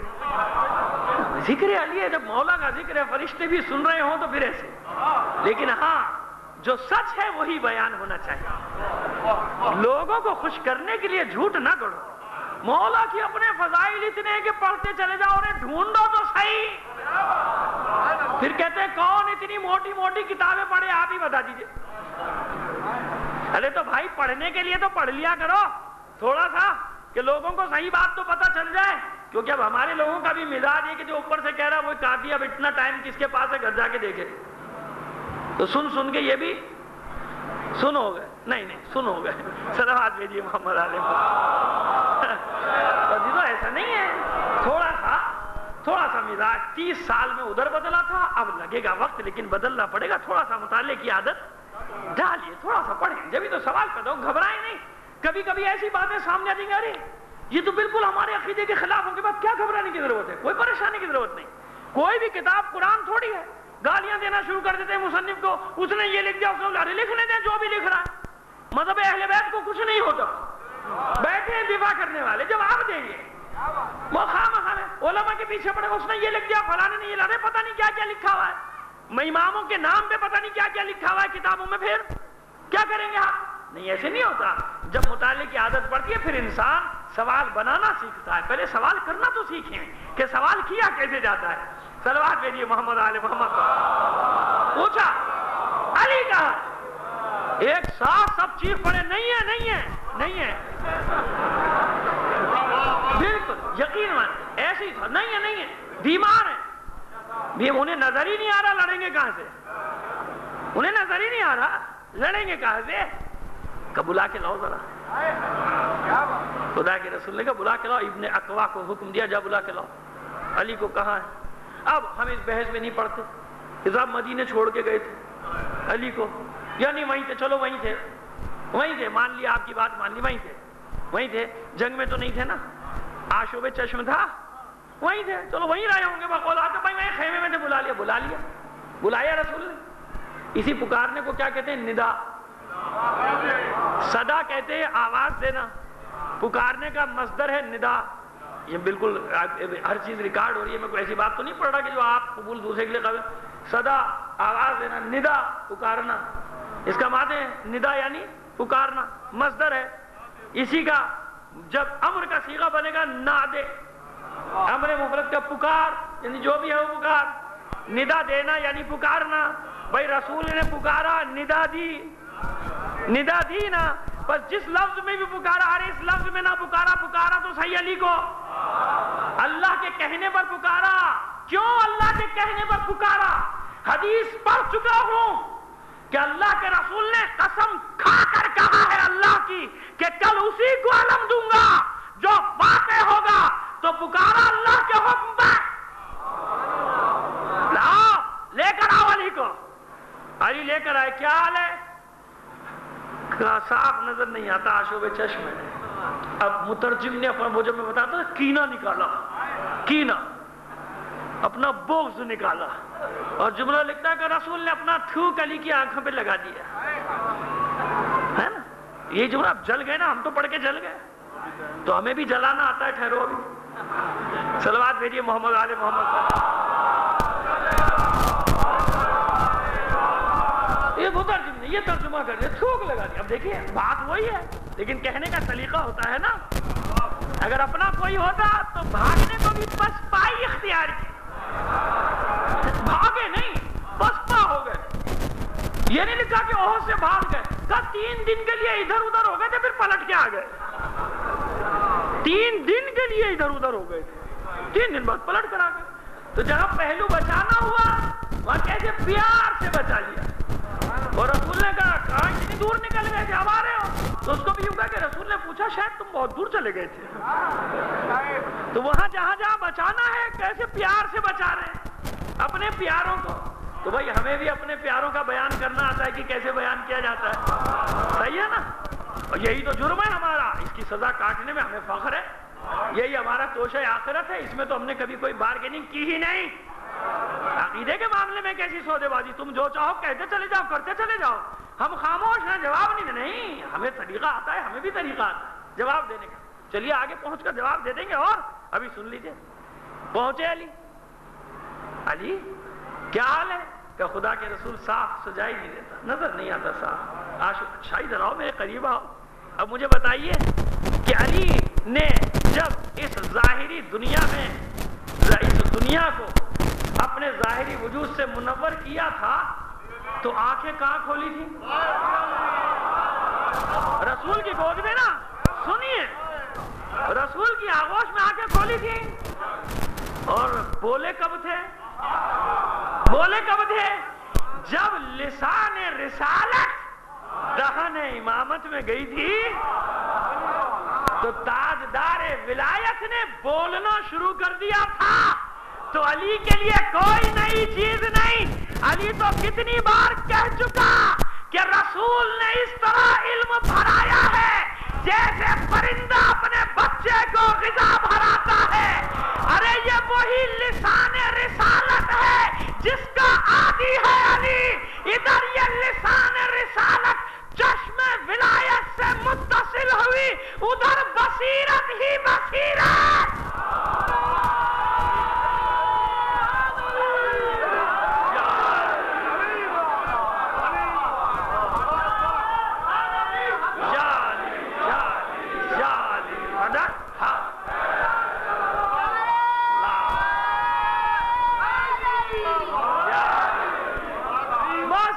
بصیرت علی کے لیے کوئی نہیں.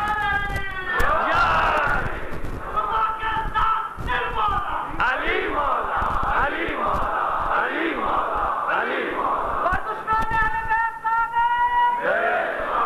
خوشنودی امام زمانہ, بلندتر صلوات بھیجیے.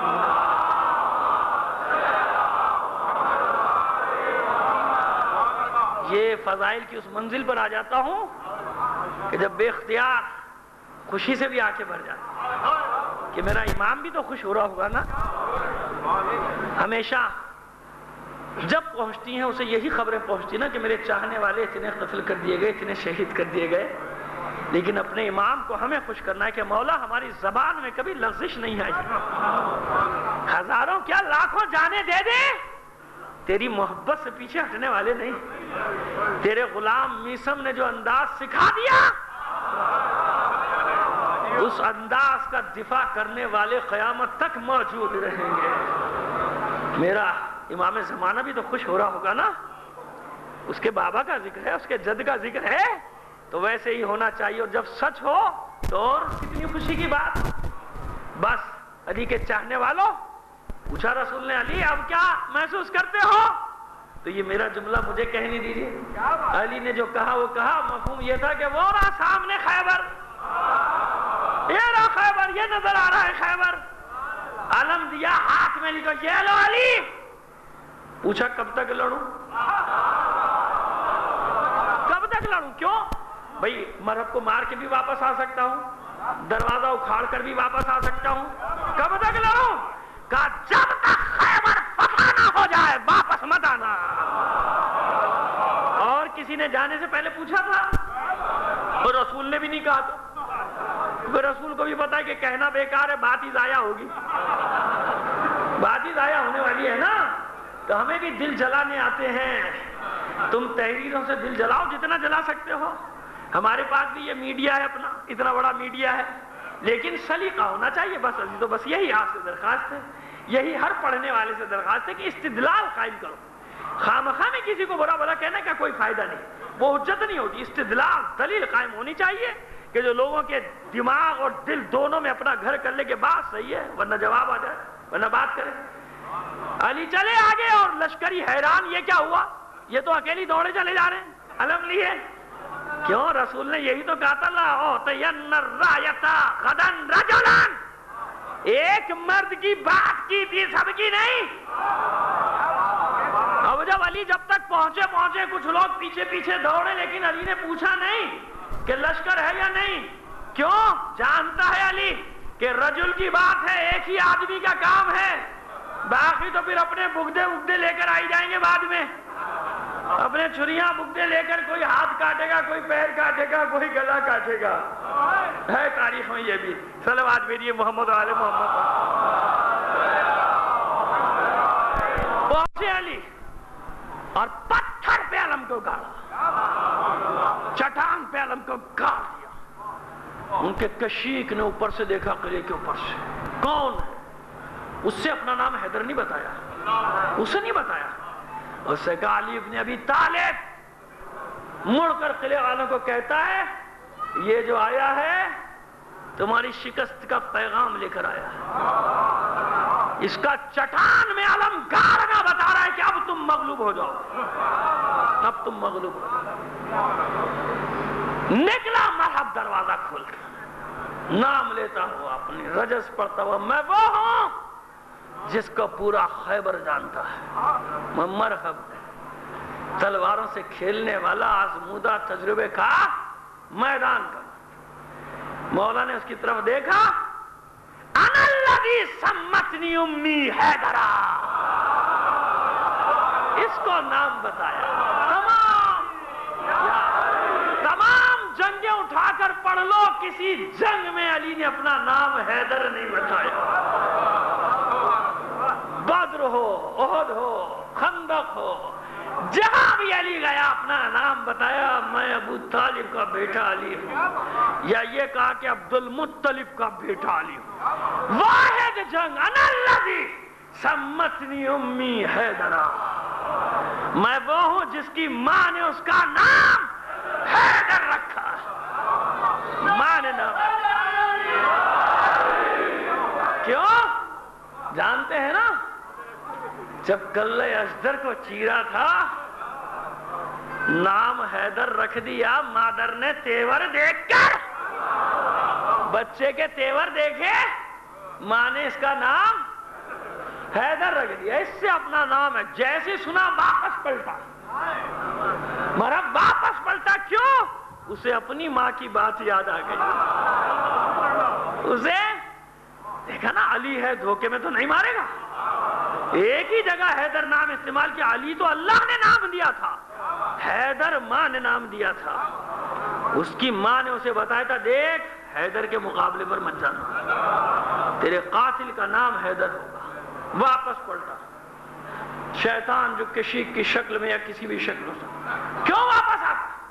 کہا یہ حیدر ہے، میں اس سے نہیں لڑوں گا، میری ماں نے کہا تھا کہ تیرا قاتل حیدر ہوگا۔ کہا گھبرا گیا، ارے پتہ نہیں کتنوں کے نام حیدر ہوتے ہیں، پتہ نہیں کہ یہ جوان مولا کہہ رہا 26-27 سال، تو اتنا آزمودے کا، کیا بات رہ جائے گی تیری خیبر میں؟ اب نکلا، علی نے تعارف کرا دیا نا، میرا نام حیدر ہے، پتھر پہ علم گاڑ دیا۔ اب وہ روایت محمد ابن مسلمہ کی پہلے لکھی اس نے، جابر ابن عبداللہ انصاری سے۔ میں یہی تو پوچھتا ہوں کہ بھئی 39 دن تک یہ آ کے کیوں نہیں قتل کر کے گئے محمد ابن مسلمہ صاحب؟ تب انہوں نے قتل کر دیا، پھر علی نے باقیوں کو۔ یہی تو اصل تھا جس کی شکل دیکھ کر بھاگتے تھے سارے، وہ نکلا، مقابلہ ہوا، علی نے 2 ٹکڑے کر دیے اس کا بھائی نکلا حارث، یاسر نکلا، انتر کے لیے ملتا ہے کہ اسی جنگ میں وہ بھی نکلا، چاروں کو قتل کیا، آگے بڑھا خدا کا شیر، محصور ہو گئے یہ لوگ، دروازے کو بند کیا، چند لوگوں نے علی پر حملہ کیا، علی کے ہاتھ سے زرہ چھٹ گئی، مورخین نے لکھا کہ علی نے غیظ کے عالم میں باب خیبر میں اپنا پنجہ گاڑا، سب نے لکھا، یہ سیوطی نے بھی لکھا، یہ طبری نے بھی لکھا، اور اس دروازے کو اکھاڑ کر اس کی ڈھال بنائی، جب یہودی بھاگے تو اسی دروازے کو اس خندق اور پہاڑی کے درمیان میں ڈال کر پل بنایا، اور پھر سپاہیوں کو کہا جاؤ اندر،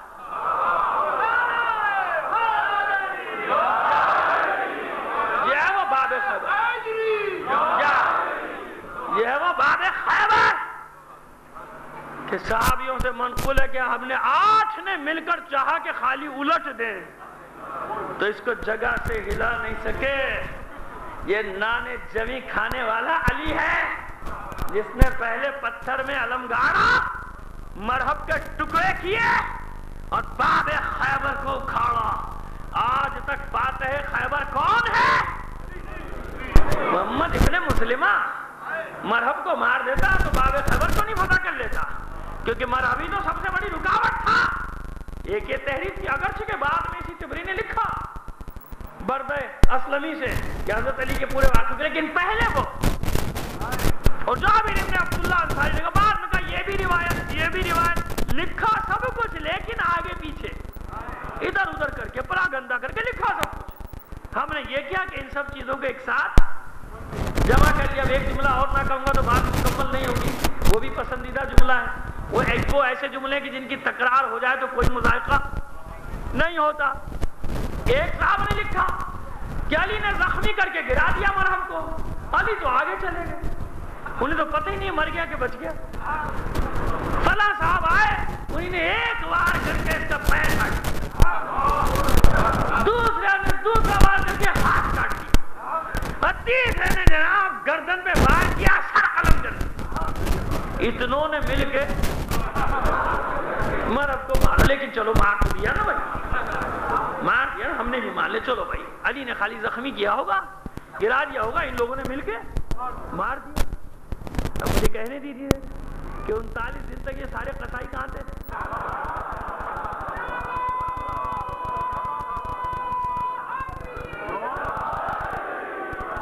یہ جو آج اپنے بغدے چھریاں سارے لے کر آ گئے، یہ 39 دن کہاں تھے؟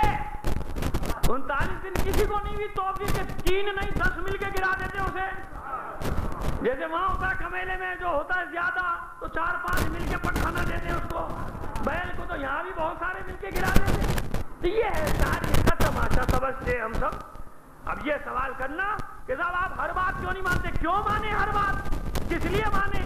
اگر درایت پر اترتی ہے، عقل کی کسوٹی پر اترتی ہے، واقعات کی کسوٹی پر اترتی ہے تو پھر مانیں گے، ورنہ کیوں مانیں گے؟ اور جو باتیں مان رہے ہیں وہ اس لیے مان رہے ہیں کہ اس نے سچ سمجھ کے نہیں لکھا، وہ مجبور ہو گیا کہ کیسے نہ لکھے، اس کی مجبوری ہے۔ کہاں سے لائے فاتح خیبر کو؟ اسے فتح خیبر تو لکھنا ہے نا، خلدون کو بھی، طبری کو بھی لکھنا ہے، نہیں لکھنا؟ ابن کثیر کو بھی، ابن اسیر کو بھی، مسعودی کو بھی، سیوطی کو بھی فتح خیبر لکھنا ہے کہ نہیں لکھنا؟ جب لکھنا ہے تو فاتح خیبر کہاں سے لائے؟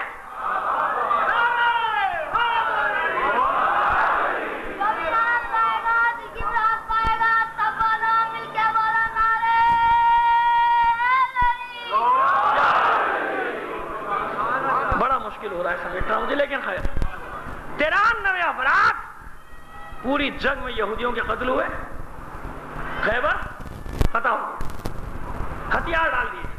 ہم ہتھیار ڈالتے ہیں آپ کی شرائط پہ، کیونکہ غیر مشروط ہتھیار ڈالے، بنی قریظہ کی طرح قتل عام نہیں کیا، جو جنگ میں مرے بس وہی مرے، غیر مشروط طور پہ ہتھیار ڈال دیے۔ جب غیر مشروط طور پہ ہتھیار ڈال دیے تو رسول نے کہا ٹھیک ہے، اب خیبر کی جتنی بھی آمدنی ہوگی آدھی تمہاری ہوگی، آدھی ہمیں بھیجو گے، آدھی مدینے بھیجی جائے گی۔ اب خیبر کی آمدنی کتنی ہے؟ جناب عبداللہ، حضرت عبداللہ ابن عمر اور ام المومنین دونوں فرماتی ہے کہ اس کے بعد پہلی بار ہم نے شکم سیر ہو کر کھجورے کھائیں، پیٹ بھر کے کھجورے کھانے کو ملی پہلی بار۔ یہ تو فائدہ ہوا نا خیبر کی فتح کا۔ خیر تو اتنا مال آتا تھا خیبر سے کہ 80 وسق جو اور 20 وسق کھجوریں ایک ایک زوجہ مطہرہ کے حصے میں آتی تھی، ازواج مطہرہ۔ 80 وسق کتنے میں جانتے ہیں آپ؟ 350 من۔ ایک خیبر کی آمدنی کتنی؟ ایک زوجہ کی، ایک ام المومنین کی یہ ہے مال جو اتنا سرسبز علاقہ تھا کہ اس کے بعد مدینے کے معاشی حالات بدل گئے۔ یہ خیبر کی فتح۔ اور 2-4 جملوں میں فدق بتانا چاہتا ہوں۔ یہاں سے کچھ فاصلے پر 20-25 کلومیٹر کے فاصلے پر فدق کی اراضی، فدق کی اراضی کا بھی یہی حال۔ اچھا اس کا قضیہ کیا ہے کہ یہ شریعت کا قانون ہے، الہی قانون ہے کہ جس معرکے میں جس زمین پر تمہارے گھوڑے اونٹ نہ دوڑے، یعنی جو بغیر جنگ کے تمہارے ہاتھ لگے گا وہ رسول کا، اور اس کو شریعت کی اصطلاح میں کہا جاتا ہے فے کا مال، یعنی مال فے کہلاتا ہے اس مال کو، جو بغیر جنگ کیے بغیر گھوڑے دوڑائے ہاتھ لگ جائے۔ تو فدق کے یہودیوں نے جب خیبریوں کا انجام دیکھا تو بغیر لڑے ہی ہتھیار ڈال دیے اور منظور کر لیا کہ ہم یہ فدق کی اراضی کی آمدنی آپ کو دیتے ہیں، انہی کی طرح آپ کو دیتے ہیں، ہم پر حملہ نہ کیجیے۔ تو یہ وہ فدق ہے کہ جو بغیر لڑے بھیڑے، مورخین نے لکھا کہ رسول کا تھا اور کسی کا۔ رسول نے لیا ہی کیوں جب رسول کو کسی کو ورثہ دینا ہی نہیں ہے؟ تو جب رسول کی کوئی ابھی آدھی مساج میں آ جائے گا ورثہ کہتے کسے؟ جب رسول کی کوئی چیز رہنی ہی نہیں ہے تو پھر لینے کی کیا ضرورت ہے؟ اور معاذ اللہ کیا رسول کو یہ نہیں معلوم کہ مجھے اپنے بعد کسی کو کچھ دے کے نہیں جانا؟ تو اپنی بیٹی کو ہبہ کیا کیوں؟ فدق لکھ کے کیوں دیا کہ یہ فدق تمہارا ہے؟ بیٹی کو دیا ہی کیوں؟ اپنی زندگی میں دے دیا، ہبہ کر دیا۔ وراثت کا بھی مسئلہ نہیں ہے، یعنی وراثت کا مسئلہ تو بعد میں آیا کہ بی بی نے استدلال کیا کہ میرا ورثہ ہے۔ اس ورثے سے پہلے تو ایک چیز خدا کا رسول اپنی زندگی میں ہبہ کر چکا، لیکن ہبہ نامے کو پھاڑ دیا گیا۔ یہ فدق کی کون سی سرزمین ہے؟ یہ 7 ہجری میں، رجب 7 ہجری میں آئی بغیر جنگ کے۔ اتنا مال ملنے کے باوجود لوگوں کی نظریں فدق پر لگی رہی۔ یہی خدا کا رسول بتانا چاہتا تھا کہ حب دنیا جہاں تھا وہاں اتنے مال سے بھی ان کی ہوس نہیں بھری، پوری نہیں ہوئی ہوس، بلکہ فدق کو بھی انہی نے ہڑپ کر لیا۔ اچھا نہیں چھوڑتا ورثہ رسول، طے ہو گیا نا کہ رسول اپنا ورثہ، رسول کا کوئی ورثہ نہیں ہوتا۔ عجیب بات ہے، آپ کہیں ٹکتے ہی نہیں سرکار، آپ تاریخ میں کسی مقام پر رکتے ہی نہیں۔ جب رسول کا کوئی ورثہ نہیں ہوتا تو حسن کے جنازے کے دفنانے سے روکنے کے لیے یہ کون ہے جو کہہ رہا ہے کہ یہ میرا گھر ہے، میرے گھر میں میں کسی کو دفن نہیں ہونے دوں گی، میں رسول کی زوجہ ہوں، یہ میرا حجرہ ہے، میں وارث ہوں۔ تو اب کوئی مسلمان نہیں کہتا کہ ام المومنین رسول اپنا کوئی ورثہ نہیں چھوڑا کرتے۔ انہی کے بابا نے تو کہا تھا نا، حدیث غریب، خبر واحد جس کو کہا جاتا ہے کہ میں نے سنا ہے رسول سے، اور کسی نے نہیں سنا، پوری تاریخ پڑھ لی اور کسی نے نہیں سنا۔ ایک آدمی کہتا کہ ہم معاشرے انبیاء کوئی ورثہ جب نہیں چھوڑتے تو وہ وارث بن کے کیسے آ گئے؟ خچر پہ بیٹھ۔ بس عزیزوں، زحمت تمام کی کوشش کروں گا، پوری کوشش کروں گا کہ حق ادا ہو جائے کیوں؟ اس مظلوم امام کے تابوت کی شبیہ برآمد ہوگی کہ آج تک مورخین اس پر ظلم کرتے چلے، اتنا ظلم اتنا ظلم اتنا ظلم۔ میری نظر سے 2-3 کتابیں گزری، میں آپ کو نام نہیں بتانا چاہتا ان کے، اور افسوس اس بات کا کہ کچھ ہمارے لکھنے والوں نے تعویل کی ہے، یعنی اس الزام کو قبول کیا ہے کہ ہاں کثرت ازواج تھی، شادی کی تو کون سی بات، پھر اس کی تعویلیں کرنا شروع کی۔ خدا کا خوف، وہ امام جو پیادہ 25 حج کر چکا، وہ امام کہ جو صفین میں اس طرح سے حملے کرتا ہو کہ مولا کائنات اپنے ساتھیوں سے کہتے ہیں روکو اس جوان کو، یہ جس طرح حملے کرتا ہے بڑھ بڑھ کر، مجھے ڈر ہے کہ رسول خدا کی اس نشانی کو کوئی زخم نہ آ جائے۔ ہمیشہ مولا کائنات نے حسن حسین کو رسول خدا کا بیٹا کہا، یہ بتاتا ہے کہ مولا کی نظروں میں دختر رسول کا احترام کتنا تھا۔ فاطمہ کا مقام کیا ہے مولا کائنات کی نظروں میں کہ ہمیشہ اس کے بچوں کو علی کہتا ہے یہ رسول کے بیٹے، رسول خدا کی اس نشانی کو کوئی آنچ نہ آ جائے۔ یہ وہ حسن ہے کہ جو صفین، جمل اور نہروان میں سب سے زیادہ بڑھ بڑھ کر حملے کرتا ہے۔ اس حسن کی مظلومیت ہی تو یہی ہے، یہی مظلومیت ہے، اس لیے دونوں کو جوانان جنت کا سردار قرار دیا۔ کیوں؟ اور یہ حسن کی اس سے بڑی مظلومیت کیا ہے؟ مجھے بتائیے کہ کربلا کی طرح حسن کے لیے لڑ کر شہید ہونا آسان تھا،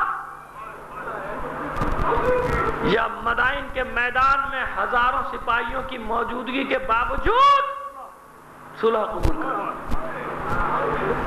صلح حدیبیہ پیش نظر رہے، اس وقت سب ناراض ہوئے تھے نا، رسول سے ناراض ہو گئے تھے صاحب، اتنی شرمناک صلح، لیکن نتیجہ بعد میں نکلا نا۔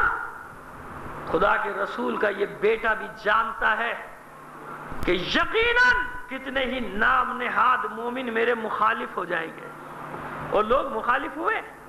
مدینے کی گلیوں میں جب یہ شہزادہ گزرتا تھا تو لوگ دیکھ دیکھ کر کہتے تھے یا مذل المومنین، اے مومنین کو ذلیل کرنے والے۔ ذرا سوچئے دل بند زہرا پر کیا گزرتی ہوگی، حیدر کرار کے بیٹے کے دل پر کیا گزرتی ہوگی۔ عزیزو، یہ ہے مظلومیت، یہ ہے شجاعت حسن کی۔ لڑ کر شہید ہو جانا آسان تھا، بہت ساری وجوہات صلح کو قبول کرنے کی، یعنی اس کی طرف سے صلح کی پیشکش ہوئی تھی۔ حسن نے صلح کی پیشکش نہیں کی تھی، وہاں سے صلح کی پیشکش ہوئی تھی، حسن نے مانی۔ لیکن اتنا تو ہوا نا کہ یہ 40,000 کا غلط ہے جو تاریخیں لکھتی ہیں، 4,000 سے 8,000 تک سپاہی تھے شہزادہ حسن کے ساتھ، اور شہزادہ حسن نے پہلے یہ عہد لیا تھا کہ دیکھو اس بات پر میری بیعت کرو کہ میری جنگ کو بھی قبول کرو گے، میری صلح کو۔ یعنی پہلے اپنے فرمان پر بیعت لی تھی کہ ہر حالت میں میرا حکم مانو، اور امام بتانا چاہ رہا تھا کہ ان لوگوں کے ساتھ میں جنگ لڑتا کہ جن لوگوں نے میرے فرمان کا پاس کیا نہیں کیا نا۔ صلح کے نتیجے میں ان تمام لوگوں کے چہرے سامنے آ گئے جو حب علی میں نہیں بغض معاویہ میں لڑنے کے لیے آئے تھے۔ حب علی نہیں تھا ان کے دلوں میں، حب حسن نہیں تھا، اور مسائل تھے اور چیزیں تھی درمیان میں جس کے لیے آئے تھے۔ لیکن جو علی کے جانثار تھے وہ حسن کے ساتھ بھی جانثاروں کی طرح رہے۔ حسن کے پاس 4,000 تھے، مگر ایسے تھے کہ جنہوں نے ساز باز کر چکے تھے، جو ساز باز کر چکے تھے، اشس کی طرح ساز باز کر چکے تھے۔ این جنگ کے عالم میں ہم حسن کو تمہارے حوالے کر دیں گے گرفتار کر کے۔ اس کے بیٹوں کی طرح ساز باز کر چکے تھے، بہت سارے لوگوں کے نام ہے جنہوں نے ساز باز کی تھی، مال لاکھوں درہم و دینار لے لیے تھے، کیونکہ انہیں حالات نظر آ رہے تھے کہ حکومت حسن کو ملنے والی نہیں، لہذا انعام بھی لے لو بعد میں مکان۔ اور امام جانتا ہے تو اگر میدان جنگ میں اس طرح سے یہ ساتھ چھوڑتے تو ایک داغ لگا رہ جاتا۔ صلح کی پیشکش ہوئی، امام نے قبول کی، تاکہ بتا دے کہ دیکھو یہ لوگ تھے میرے ساتھ، میں ان کے ساتھ جنگ لڑتا. کہ جیسے صلح نامے کی خبر پہنچی، انہوں نے امام کے خیمے پر حملہ کر دیا، نیزہ مار کر پہلو زخمی کیا اپنے سپاہی اور نیچے سے مسلح کھینچ لیا. کتنا مظلوم امام. بھائیوں نے بچایا، حسین، محمد حنفیہ، عباس، ان کے بھائی، یہ جانثار اس شہزادے کو بچا رہے ہیں. انصاف سے بتائیے، اگر مزاجوں کا دخل تھا تو چلے حسن نے صلح کر لی تھی، حسین لڑتے جیسے کربلا میں لڑے.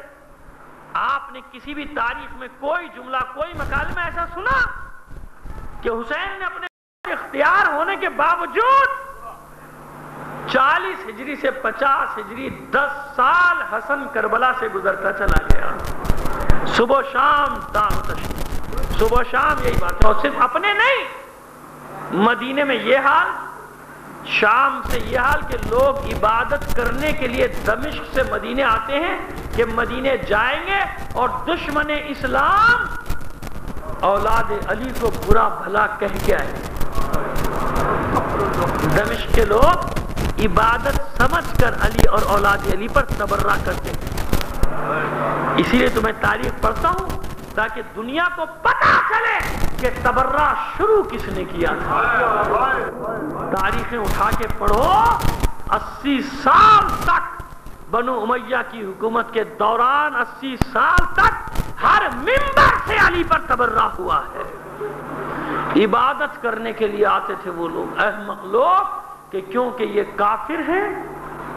آج کے لوگوں کو دیکھیں اور پہچان لیں کہ جب معصومین کے زمانے میں ایسے ایسے احمق اور گدھے موجود تھے، ایسے جاہل لوگ تھے، اتنے جاہل کہ جنہیں اونٹ اور اونٹنی کی تمیز نہیں ہوتی تھی.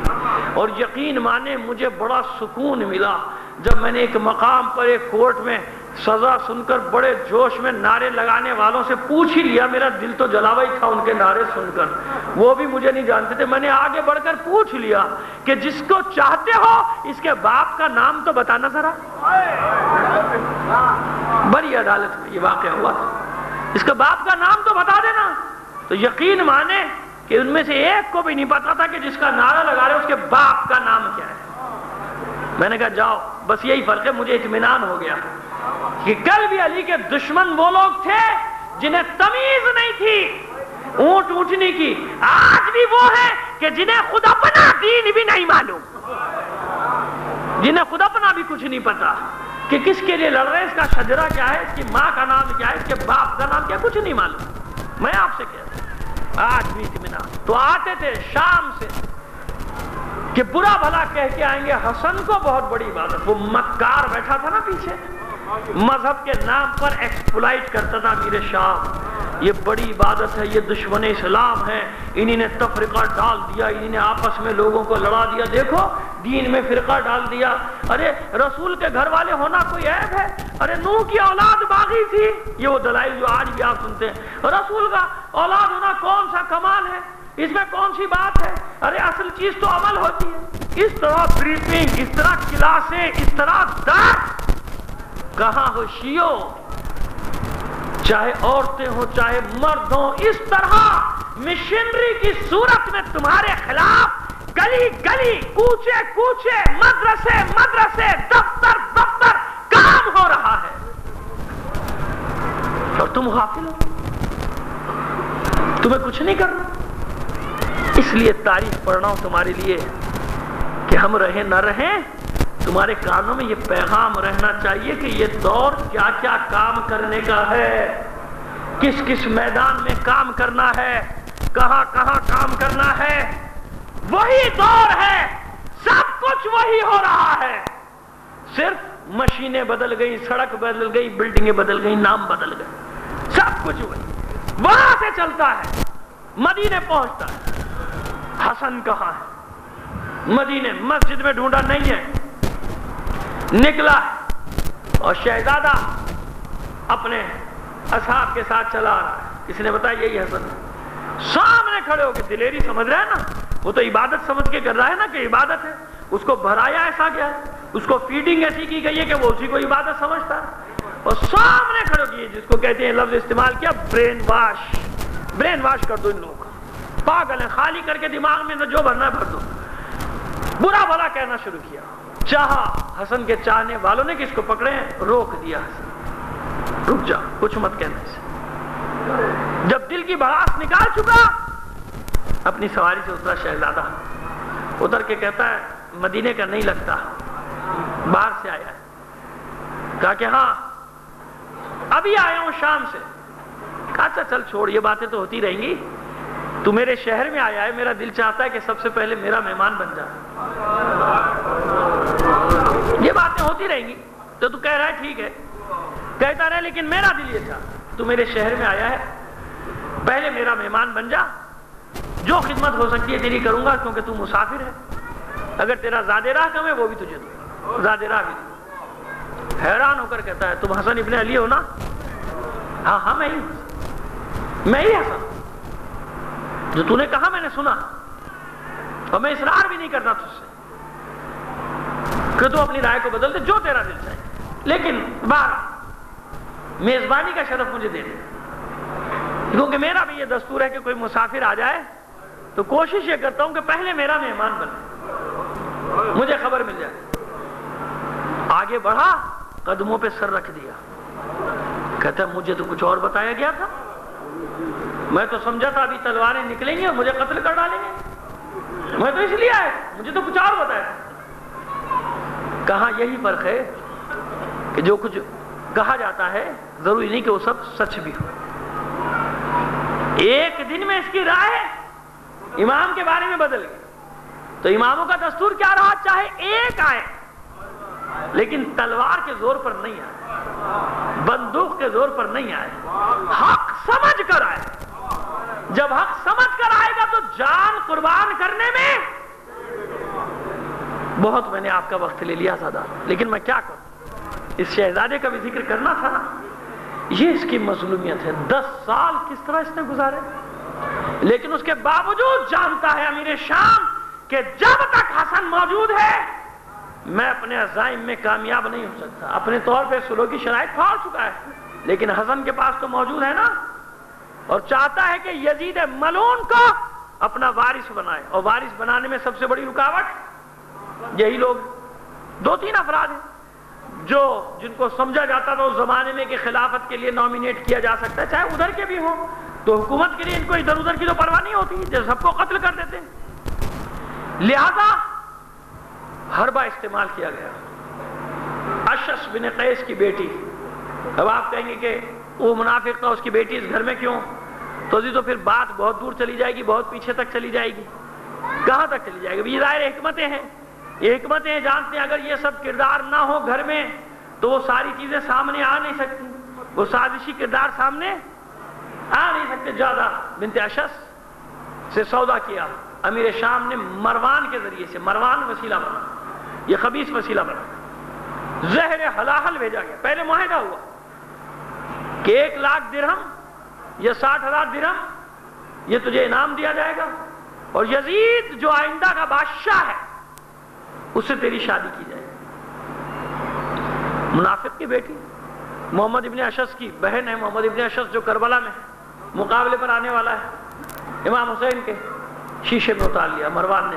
دیکھ تو ملکہ بھی بن جائے گی، تجھے حکومت بھی مل جائے گی. صلوات بھیج دیجیے محمد و آل محمد پر.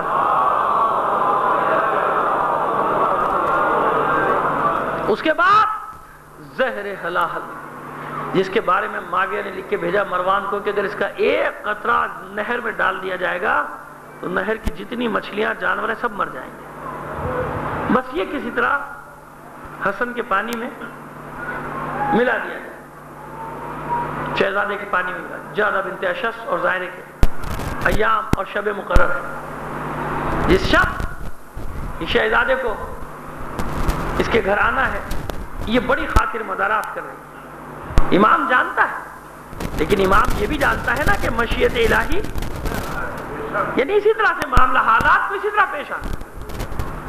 اس پانی کی سراہی کہہ لیجئے، ظرف کہہ لیجئے، اس میں اس نے اس زہر کو ملا دیا. رات کے ایک پہر امام کو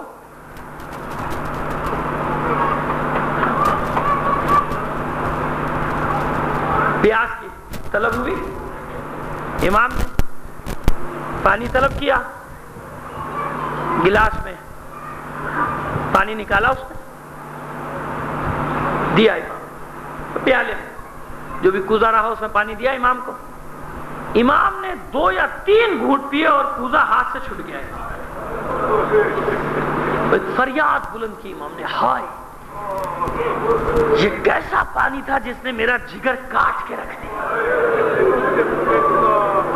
اور چند لمحوں میں امام کو خون کی قحط۔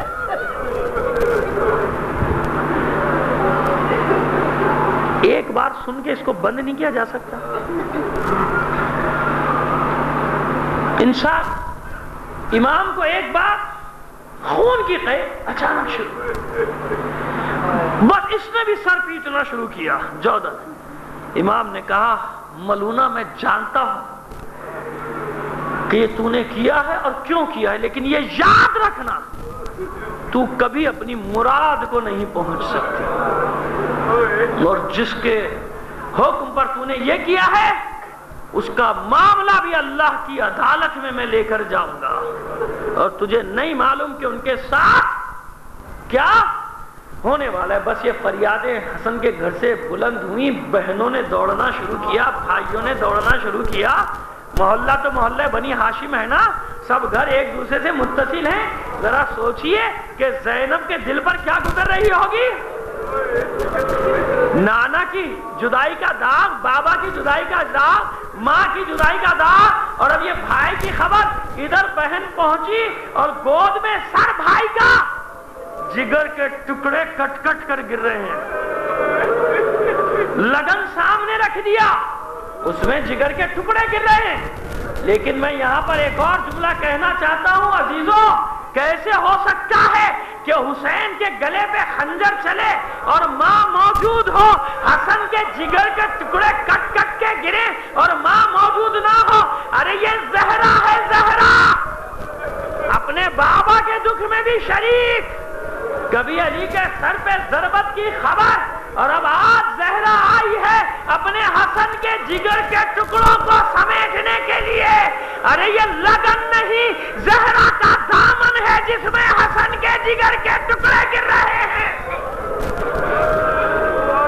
جلدی جلدی حسن نے بلایا، بھائی کو وصیتیں کی، اسرار امامت حوالے کیے، جسے جو وصیت کرنا تھی کی۔ جناب ام فروا کو بلایا، اپنے دوسرے بیٹوں کو نصیحت کی، دیکھو کربلا میں حق ادا کرنا شجاعت کا۔ اگر حسن جنگ سے جی چرانے والا ہوتا تو حسن کے اتنے بیٹے کربلا میں شہید نہ ہوتے۔ ارے جوان بیٹے تو جوان۔ ام فروا کو بلایا، ام فروا کی گود میں 1.5-2 سال کا ایک بچہ، جناب ام فروا کی گود میں اسے اتارا، اس کی انگلی تھامی ہوئی ہے، سینے سے لگا کر خوب پیار کیا حسن نے اس بچے کو۔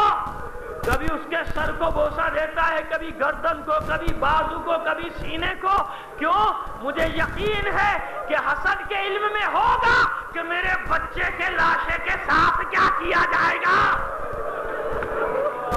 ہر روز کو بوسے دیتا جاتا ہے حسن، روتا جاتا ہے۔ کسی کو وصیت کرنے میں اتنی دیر نہیں، دیر تک بچے کو پیار کرتا رہا، سینے پہ لٹائے رکھا۔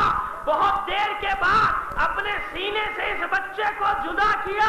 جناب ام فروا سے کہتے، ام فروا کربلا عاشور کا دن آئے گا، واقعہ کربلا پیش آئے گا، ابھی یہ میرا بچہ قاسم چھوٹا ہے، لیکن میدان کربلا میں کچھ بڑا ہو جائے گا، اسے میدان میں بھیج دینا، اسے روکنا نہیں، یہ میری نیابت کرے گا۔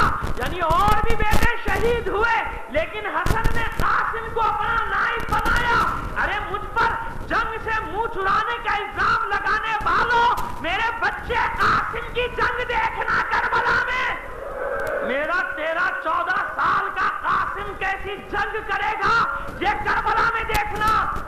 اور اس کے بعد ایک نصیحت، ایک وصیت نامہ، ایک تعویذ بچے کے بازو پر باندھ دیا۔ اے ام فروا، اگر میرا بھائی اجازت نہ دے، یہ میری تحریر حسین کو دے دینا، یہ میرا وصیت نامہ۔ تو قاسم کون؟ وہ خاص ہدیہ، وہ خاص نیابت کرنے والا، بس سب کو وصیتیں کی۔ آخری وقت آیا، ایک بار پھر خانہ زہرا سے شور و شین کی صدائیں بلند ہوئی، پورے مدینے میں گریہ برپا ہے۔ کیا دوست کیا دشمن سب تعزیت دینے کے لیے آ رہے ہیں۔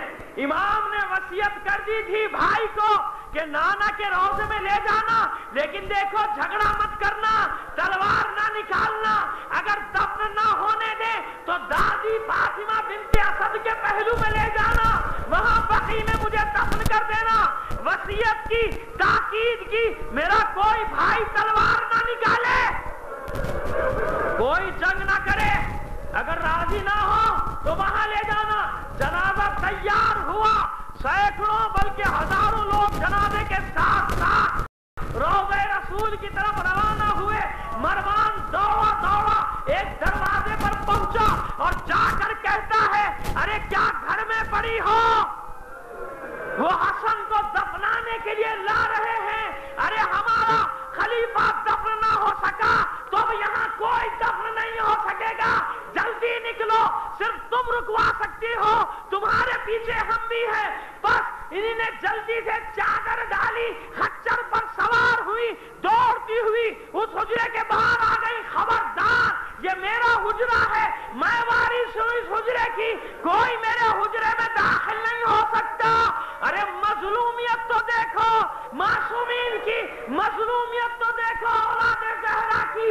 کل یہی لوگ تھے جو کہتے تھے کہ رسول کا کوئی ورثہ نہیں ہوتا، آج خچر پہ بیٹھ کے آئی ہے کہ میں وارث ہوں اس کمرے کی، اس حجرے کی، کوئی میرے حجرے میں حسن کو دفن نہیں کر سکتا۔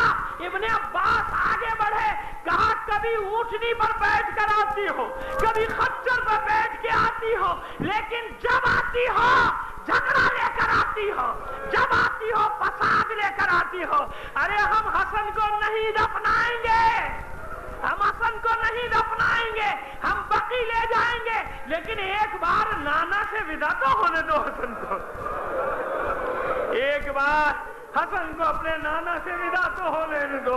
یہی گفتگو حسین نے کی، یہی گفتگو محمد حنفیہ نے کی کہ ہم یہاں نہیں دفنائیں گے، میرے بھائی کی وصیت ہے، لیکن ودا تو ہونے دو۔